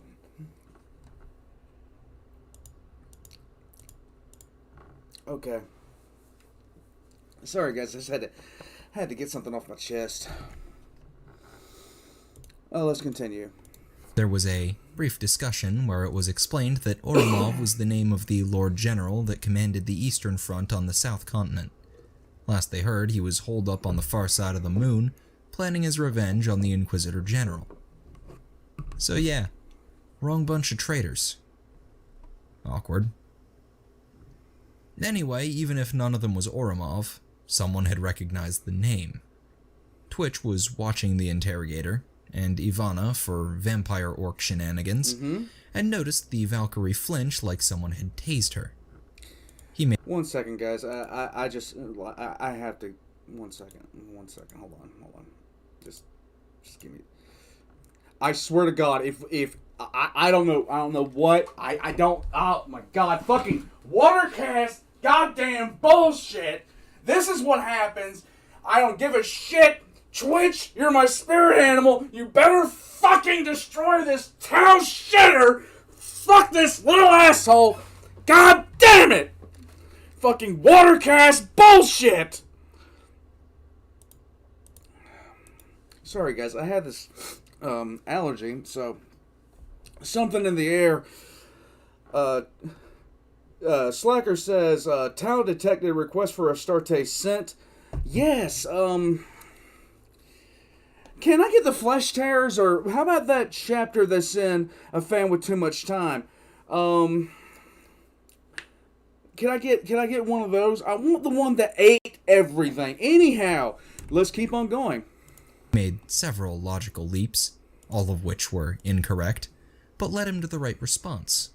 He screamed, Plan B, and tackled the untouchable. Plan B was like Plan A. Okay. Except we were fighting everyone instead of just the traitors' men and the traitors. Mm-hmm. Sarge grabbed one of the supposedly friendly guards and threw him at one of the bodyguards, while Nubby kicked the other in the groin with the full force of his augmetic legs. Mm-hmm. Doc and Tink used the split second of breathing room to dig out our weapons, and Fumbles grabbed Twitch a roll of duct tape. Bane immediately drew his pistols and killed the bodyguard, There you go. the captain before he was forced to dodge a haymaker from Ivana. The haymaker completely missed the interrogator and knocked out the traitor general that had been coming up behind him. Hey. The cloaked figure and the two surviving officers started screaming about it being a trap. Oh, The really? bodyguard and the guard Sarge had thrown shot each other, Mm-hmm. and the courtyard exploded into chaos. Honestly, we didn't have any idea what was going on. Guards were killing other guards, reinforcements were coming in and trying to figure out who was the enemy. The traitors had scattered, and a very ominous-sounding alarm was going off. The centerpiece of all this was a martial arts match between Bane and Ivana, which consisted entirely of him dodging her blows while asking her to search her heart. For our part, we started throwing smokes in every direction as fast as we could dig them out, and shot at anyone who seemed Please let her crush her. Let her crush him with her thighs, because it would be the perfect James Bond reference. to be paying Just attention saying. to us. Our goal was simple. We wanted to get onto that shuttle and get the hell out of there before we were all killed. The traitors and guards and traitor guards would kill each other to their heart's content after we were gone. Sarge led us in a scrambling run from cover to cover as we wrestled with packs half full of dirt and flowers and the very unhappy untouchable. Now that we knew to look for it, the interrogator's screwed up probability field was obvious. Shots went wild, Doc and Nubby both jammed their guns, Twitch hit himself in the face with a rebounding smoke grenade, Yes. and Tank didn't even try to use his plasma gun. The Techie and Fumbles kept their heads down and dragged the untouchable behind us as we ran. I'm not hearing something As I want to bad hear. as we were getting messed up by the interrogator's field, the Valkyrie and guards closer to Bane were getting it worse. Men would stumble into shots aimed at his back, guns would explode in their users' hands, and one man threw the pin at him instead of the grenade. Nice. Bastard. Ivana soaked a ton of punishment before a shotgun blast knocked her down to her knees. The interrogator gave her a little bow and sprinted after us. Oh my god. We made it to the shuttle without any major injuries. I want to hear Piled something. in, and gave the pilot a choice between an exciting new career in the Inquisition and a grisly death. Bane jumped in a second ahead of the slamming doors, and we rose into the air as the villa began to explode below us. Several cars and flyers made it away before the whole thing went up, and the infuriated voice hailed us over the Vox. The rogue traitor swore undying vengeance, Okay. and promised Bane that he'd get him next time. Sarge left the interrogator to exchange witty banter, and watched to make sure no one was following us. Did the one in the cloak get got and I missed it? Because, I had a feeling about this I just wanted to see, I just want to make sure there's no loose ends.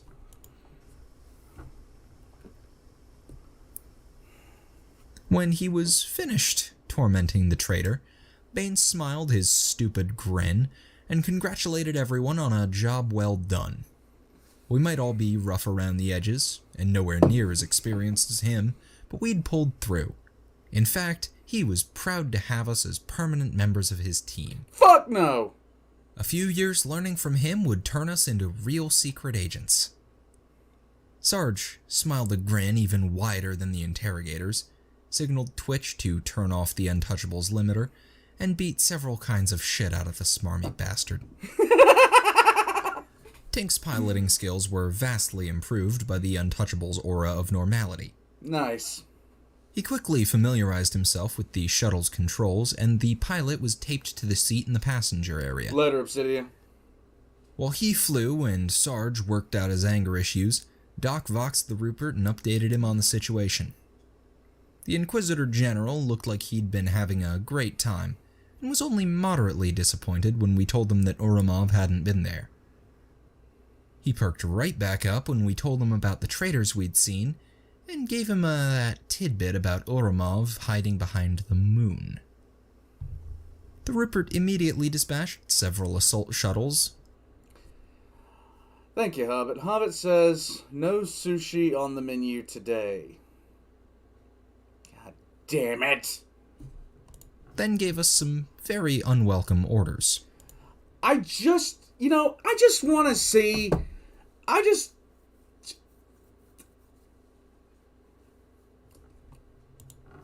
He wanted us to personally lead the assault and make sure Lord General Ourumov was captured alive. Mm-hmm.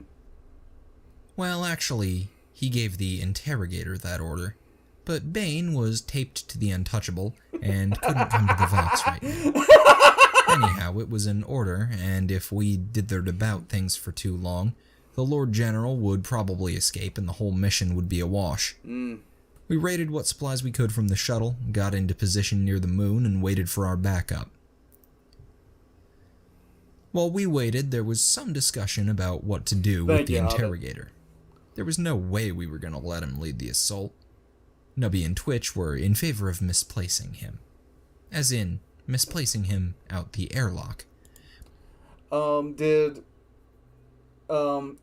Guys, buddy, there was a... Oh, never mind, I just saw what Hobbit said. But Sarge wasn't quite ready to kill a superior officer that hadn't actively tried to kill him. Mm-hmm. Doc's suggestion of tranking the Interrogator was gaining traction when Tink spoke up. Perhaps, the techie suggested, we could use his abilities to help us. Really? He was great in a fight if you weren't in the danger zone, as he put it.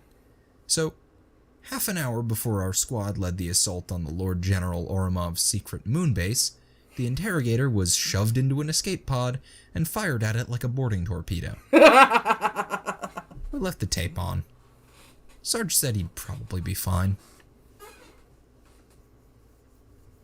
So no shit, there we were. No shit, there we were. Watching our Interrogator rocketing into the distance and preparing to assault the secret moon base of a traitorous Lord General. That's not something you get to say often. No, you don't. We swapped into one of the assault shuttles and borrowed some void gear. Hold on a second. I think I woke up the hospitaler, so I need to explain why. I woke her up 1 second. Just give me a second, guys. It'll only take a second. This is fucking towel bullshit! You didn't wake me up, you're just fucking loud. I can hear you across the house. That's not my fault. Screaming about towel. That's not my goddamn fault. Alright, carry on. No.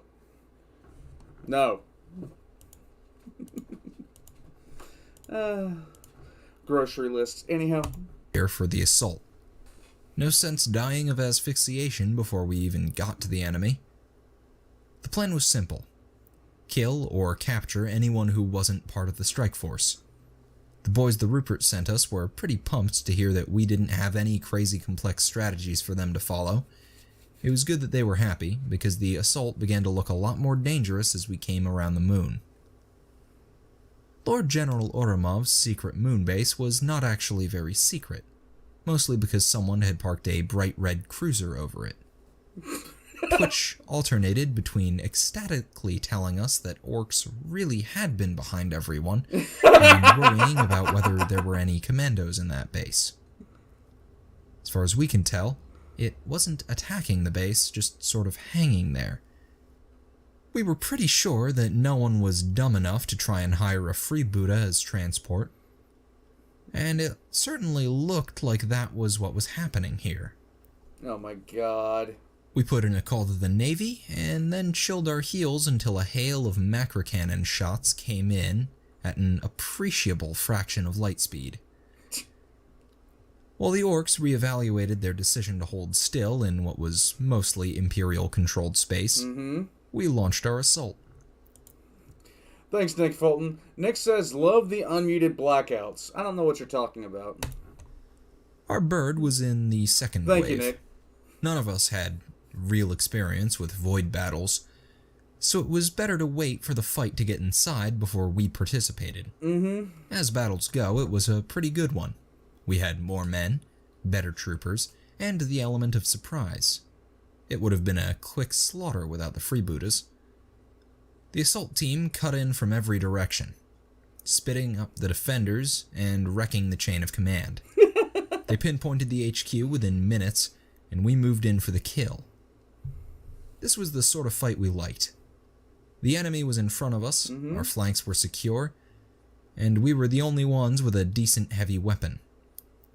There wasn't any screwing around with hallways and their limited cover. We just blasted through wall after wall, flashing the occupants, then hitting the biggest hostile with an overcharged plasma shot. Tink didn't get... Ronnie now has the best comment of the entire chat. Tie Tau diplomats to a nuclear bomb and send it towards the nearest Tau civil hive.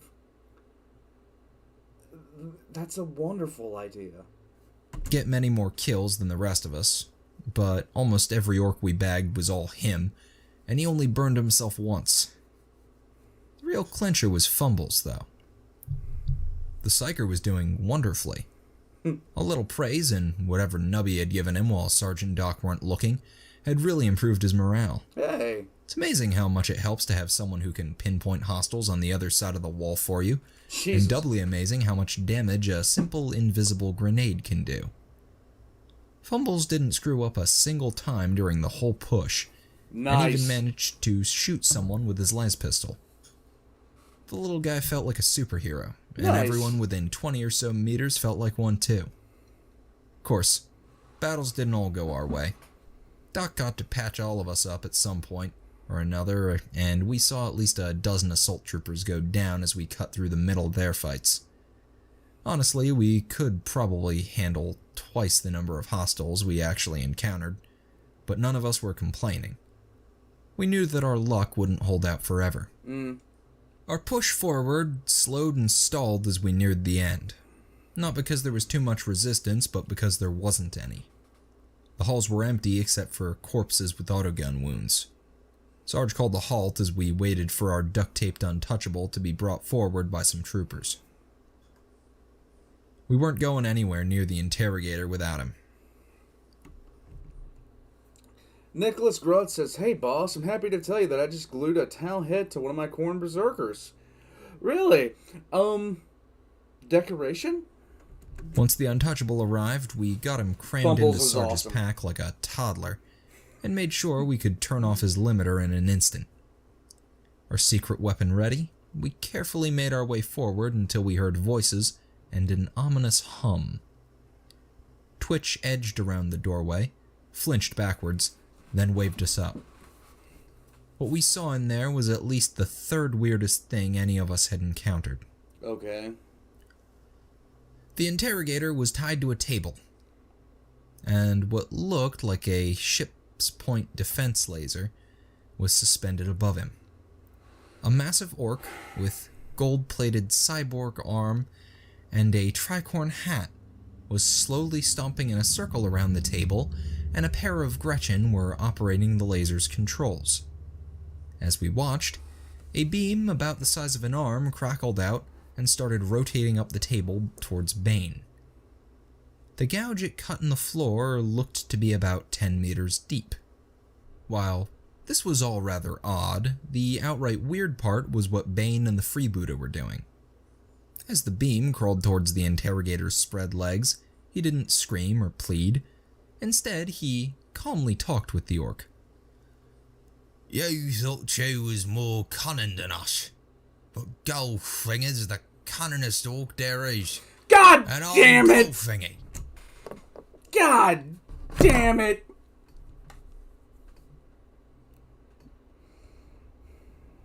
There's too many references in this. This here beam death laser is powerful enough to project a spot on the moon, but not this moon. Like if there were another one behind it, there'd be a spot on it. Foul sinners. Do you expect me to talk? No, miss. Nah. I expect you to die. Are you gone daft? I expect you to die. Goldfinger. It's not moving very fast. Shut up. I've been waiting the entire time for this goddamned reference. While we're waiting, why don't you tell me about your evil plans? It's not like I'm gonna escape to tell anyone. Jesus Christ, here we go. Don't really have got one of those. Was gonna take the posh homie's money, then push him out the airlock. There you go. Since my cruiser's run off, I'm really just planning to cut some nosy homie in half with my death laser. Oh. Don't suppose you'd be willing to let me go? Or have a beautiful and emotionally vulnerable henchwoman? Can't you grotch make this thing go faster?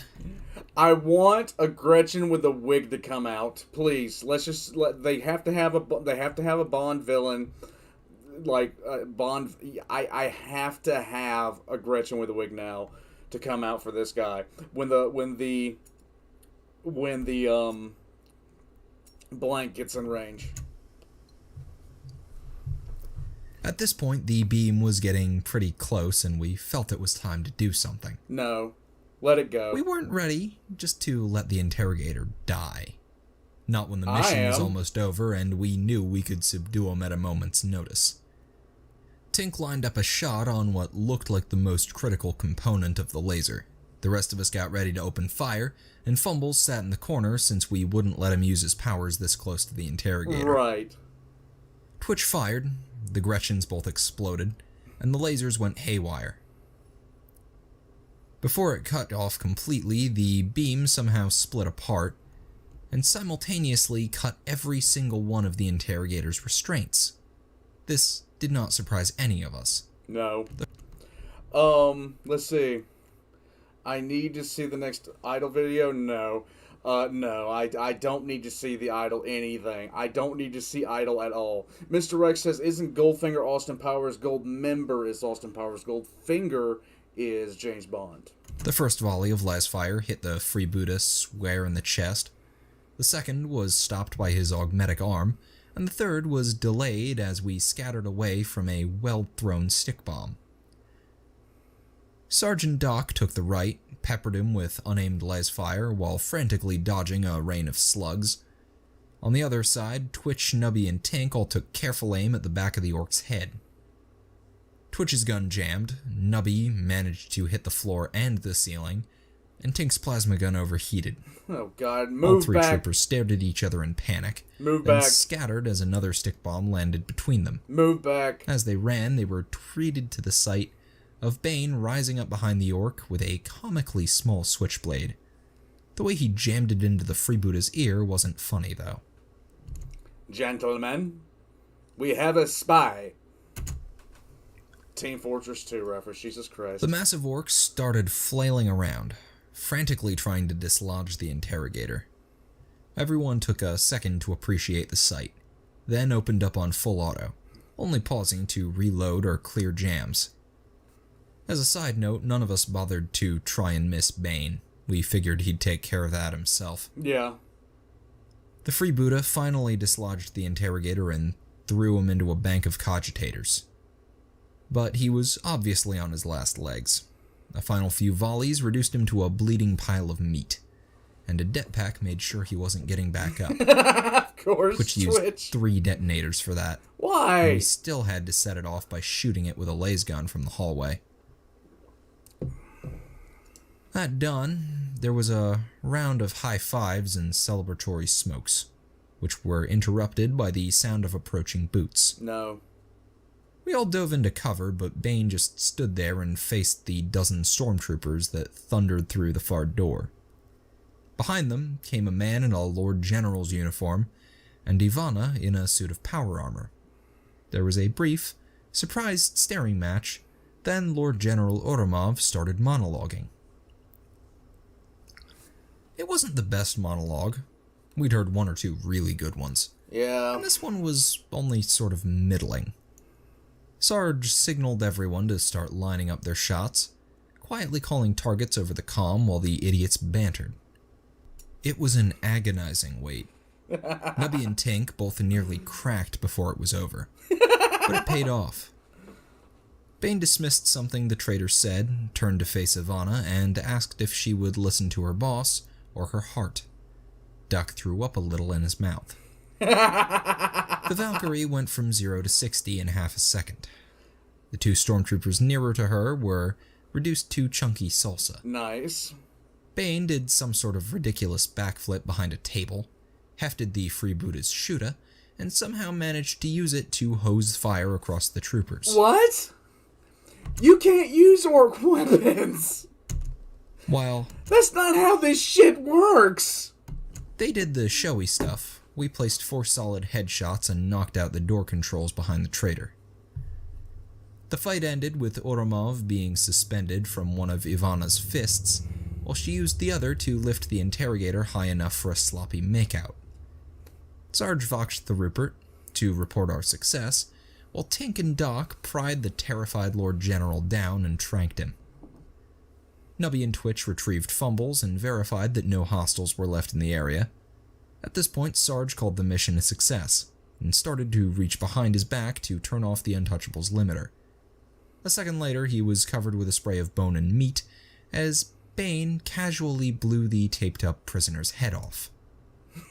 Couldn't let a traitor like that live, could he? What? We were all on pins and needles.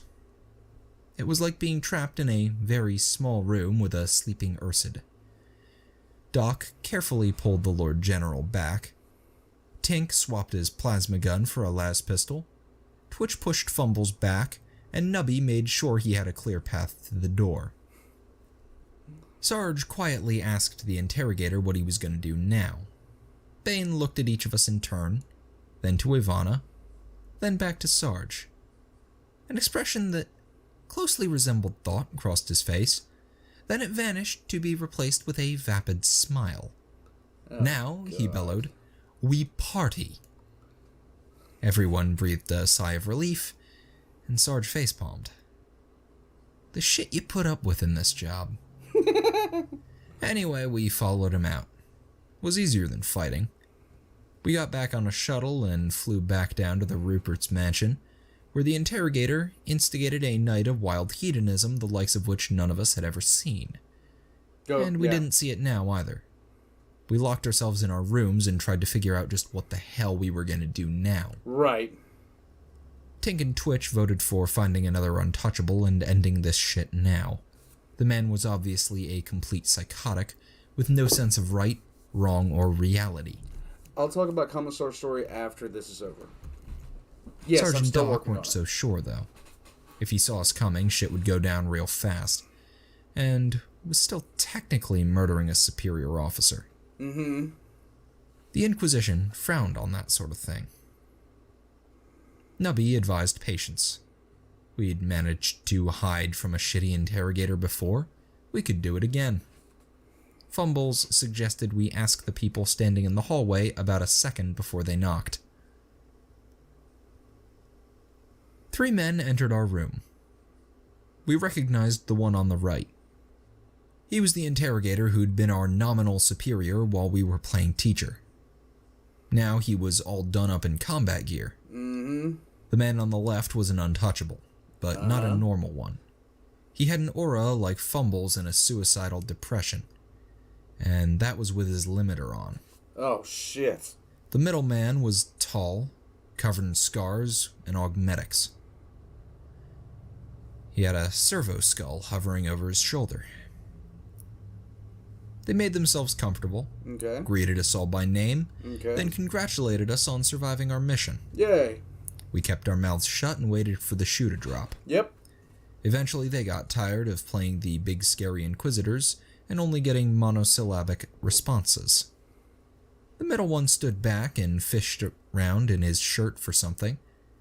He drew out a rosette, which identified him as a member of the Ordos Hereticus, Oh, yay. and asked what our opinion was of Interrogator Bane Johns. Shoot him. Sarge sat up a bit straighter and asked why he was so interested in the opinion of a bunch of grunts. The Inquisitor smiled back and said we were the first team to survive a mission with him. Mm-hmm. So, we were the best men to judge whether he was a dangerous, untrained psyker who might become a serious threat to the Imperium. He is a dangerous, untrained Every single psyker. one of us grinned like a kid in a candy store.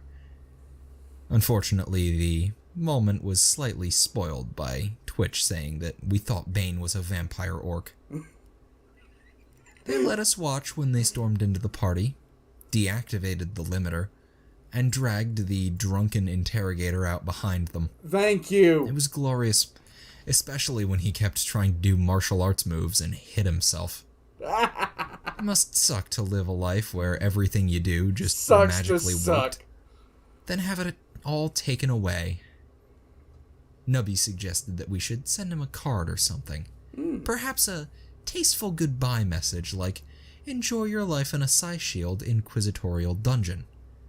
Don't forget to write." We really shouldn't have laughed at that. It only encouraged him.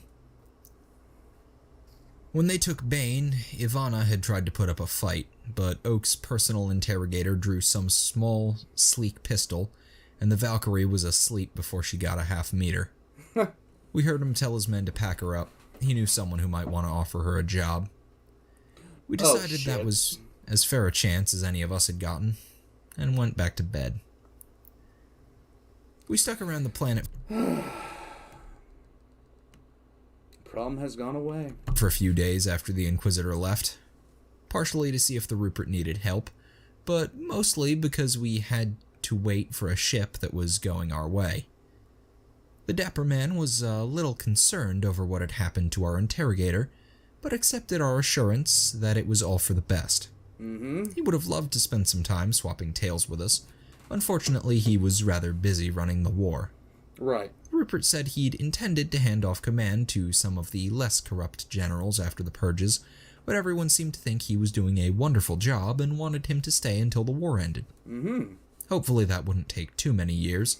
Morale had improved greatly after the purge, and deserters no longer seemed to be disappearing off-planet in surprisingly large numbers. He put that down to the execution of Oromov and all of his contacts.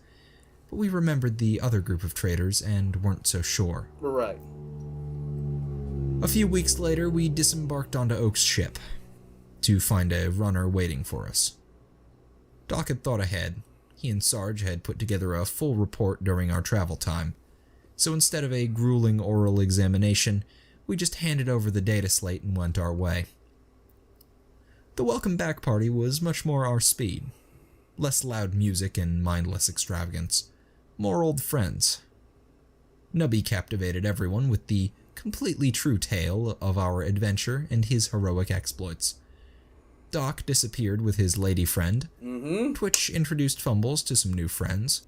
And Tink managed to talk to Hannah the Cog Girl without getting slapped. Doc watched it all and felt proud, then ducked out early after a runner passed him a note. The argument in Oak's office was heard by no one, and no device recorded it.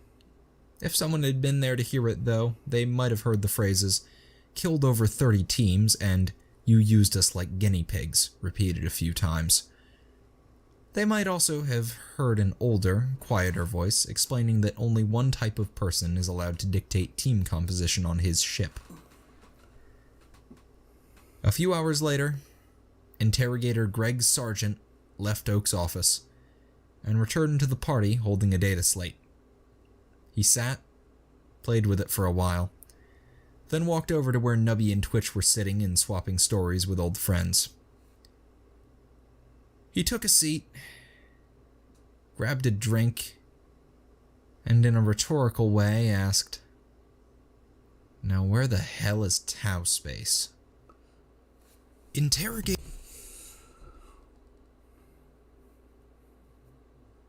Did Sarge just become an interrogator? Did Sarge just become an interrogator? I think Sarge just became an interrogator. Oh my god. The title. And the...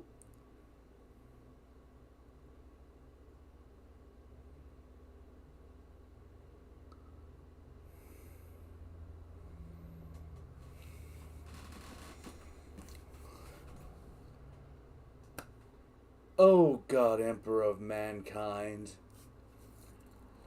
Can we set Twitch loose in the next place that they're going? Because I have a feeling I'd enjoy seeing that.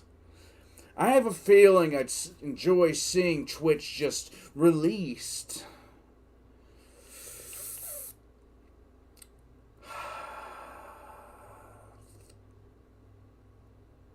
Yes.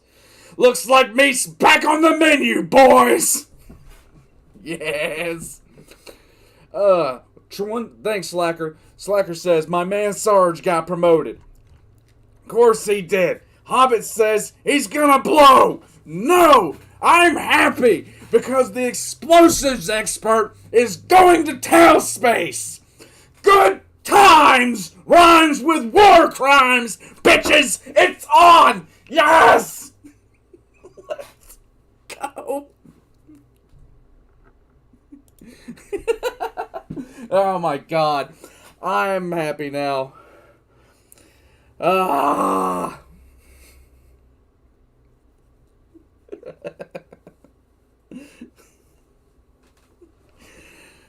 Yes. Oh, I'm sorry.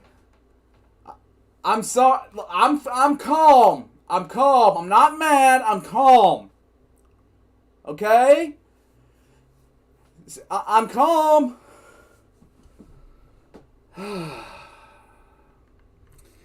Alright, let's see. Thank you, Slacker. Thank you, Hobbit. Yes, Slacker, good times rhymes with war crimes. Yes, Slacker, good times rhymes with war crimes. Aquila says, it's Tau time. Thank you, Slacker. Thank you, Aquila. Oh my god. Okay, so this was fun. Why is it suddenly kicking? Okay, it's fine. Is it fine? Stream health. Everything else is showing fine. Okay.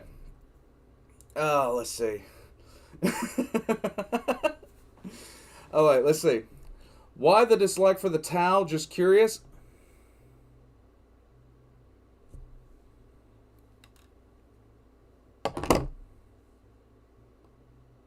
Why is... why is the sky blue? Why do birds sing? Why do the Tau suck? These are obvious questions. I don't understand. Yes. Let's see. Needs you calmly enraged. Alright. This was fun. I am glad I stayed around for the third episode. And I'm glad that tomorrow... Oh, damn it! Oh, damn it. Cutter. I wish Cutter was back. I want Cutter to be back now. Because we know about the Tau that can't even fight in melee! I don't get it. The sky is blue with Tau blood. Yes. Yes. I can't wait for you to... Super Saiyan Clonius says, man, I can't wait for you to do FML on Farsight. It's going to be so funny. I'm going to love the next episodes. Get out the chopsticks. Why do Tau call... Serge Katari says, why do Tau call... Reset brain. Why does everyone call Tau fish? They're more like cows. They have hooves. Yeah, we call them fish because they look like catfish. But they're actually more bovine than anything else. So... Let's see. Richard Johnson, that sucks, man. I don't know why the, I don't know why. Oh my god. Hobbit! Why'd you say that? Can we resurrect Crispy and Cutter and send them in? That way I get Tau fillets and I can order them well done! Or at least medium rare. And just bring some A1 sauce. It'll be fine. Thank you, Hobbit. Oh my god. Tao belongs in a fan's death camp. Cutter is in spirit. Rupert is killing Tau traitors. Tau traitors? What? Oh, God. Oh, my God. Oh, my God. Alright, so... This was fun. This was a lot of fun. Thank you guys for joining me. Thank you for having me stay to watch the next part, because this is going to be fun watching the next part.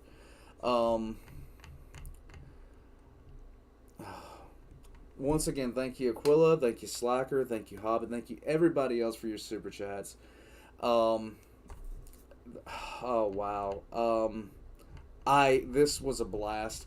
I'm now in a very, very, very good mood because my spirit animal is heading to Tau space. My spirit animal is heading to Tau space. It's absolutely wonderful. It is absolutely wonderful.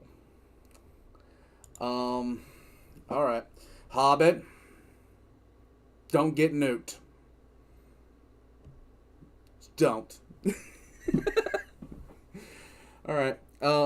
What have I learned? Tower Kami Catfish. This is very true. Oh, okay, so A Commissar Story Part 3. It is written. It is right now I'm waiting on one voice actor. I'm gonna try to reach out to him tomorrow and find out what's going on, because it's been see if we can't work together and get this done. I am, for the future, I'm going to be looking at trying to get more episodes. I was talking recently in Discord saying that I wanted to focus on content creation. Commissar Story is very, very, very near and dear to me. And I'm going to continue it as soon as I get the opportunity. Yeah. The trilogy movie you promised to make about everything wrong with the Tau. You know what? I started to think about a trilogy, and then it became a 10-part documentary, and then it became a season like Game of Thrones, and then now I'm gonna have to figure out. Buddy Burroughs, why have you done this? In any case, guys, thank you for joining me. I hope whatever you guys are doing for the rest of the day, you have fun. And if it's not just fun, just relax. Enjoy your day, you know. I hope you guys will be able to join me tomorrow about the same time for my spirit animal going to Tau space. Tomorrow, I'm hoping to get a lot of editing done. I'm hoping to get some more, a good amount more stuff, and I think it's a good time and I think it's as good a time as any to tell you guys, 5-ish minute lore is not stopping. I've just been, trying to figure out how to do my schedule, and I'm trying to sleep a little bit, like get down to 6 hours, because I used to sleep for 6 hours and I was perfectly happy. But the next 5-ish minute lore, I already know who it's going to be about. Let's see some talks and let's see some things in chat here. Who do you think it's about?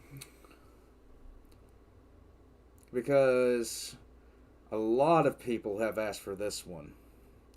A lot of people have asked for this one, and no, it's not on Farsight. Fox the Fox says he's going to get a sandwich. And let's see, what have we got? Yes, Mistakes of the Emperor. I'm working on Mistakes of the Emperor tomorrow, but I'm going to be live streaming. Let's see. Buddy Burrows, that's why I collect AdMech. Alright, Adrian, you have a nice sleep. Sevatar, no.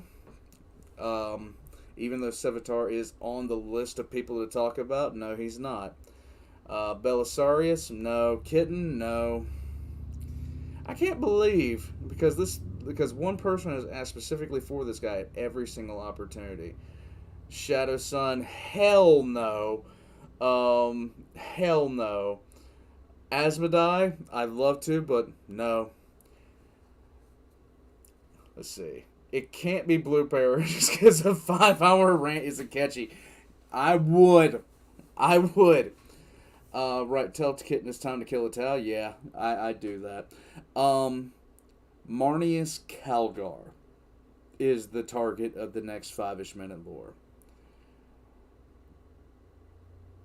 Let's see.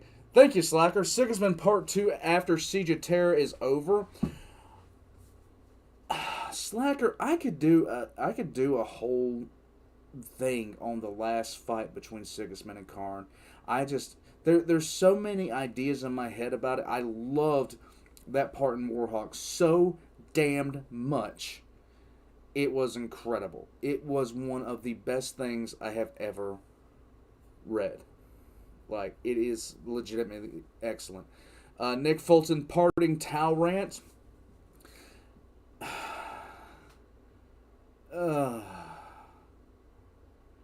Parting Tau rant. What do you say about the Tau? Thank you, Slacker.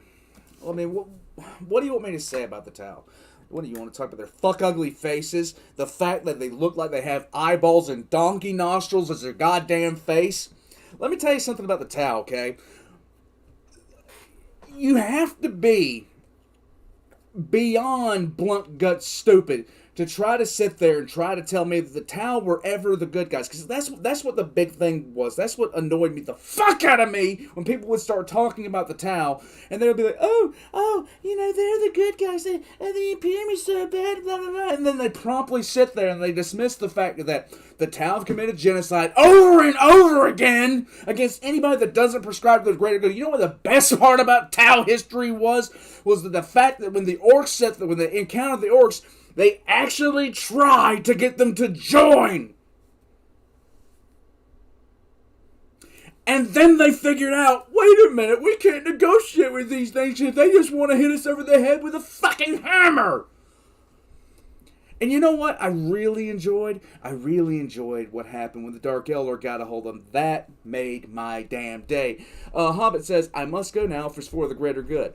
Yeah.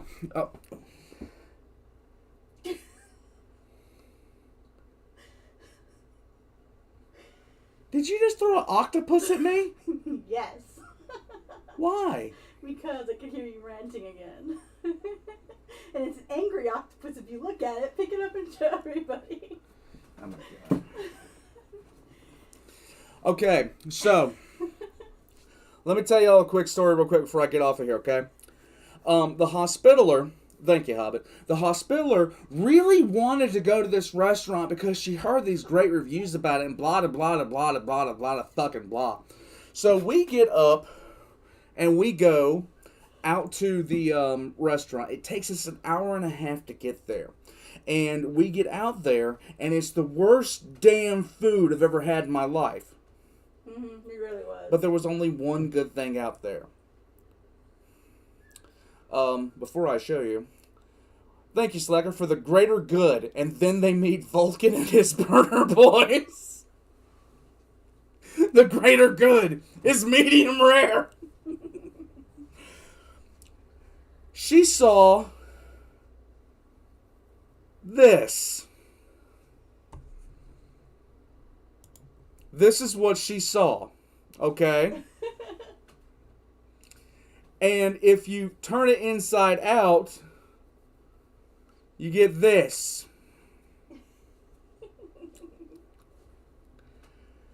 This is what I have to spend my fucking money on. You know? There you go. Zigmark says they threw an octopusy at you. Fuck you! Fuck you! What? It's a stuffed animal! It has no emotions or feelings. I don't care if it has a smile on its face. I don't care if it has a frown on its face. All I care about, does it have the nuclear launch codes? No. Next one, I'm throwing something harder.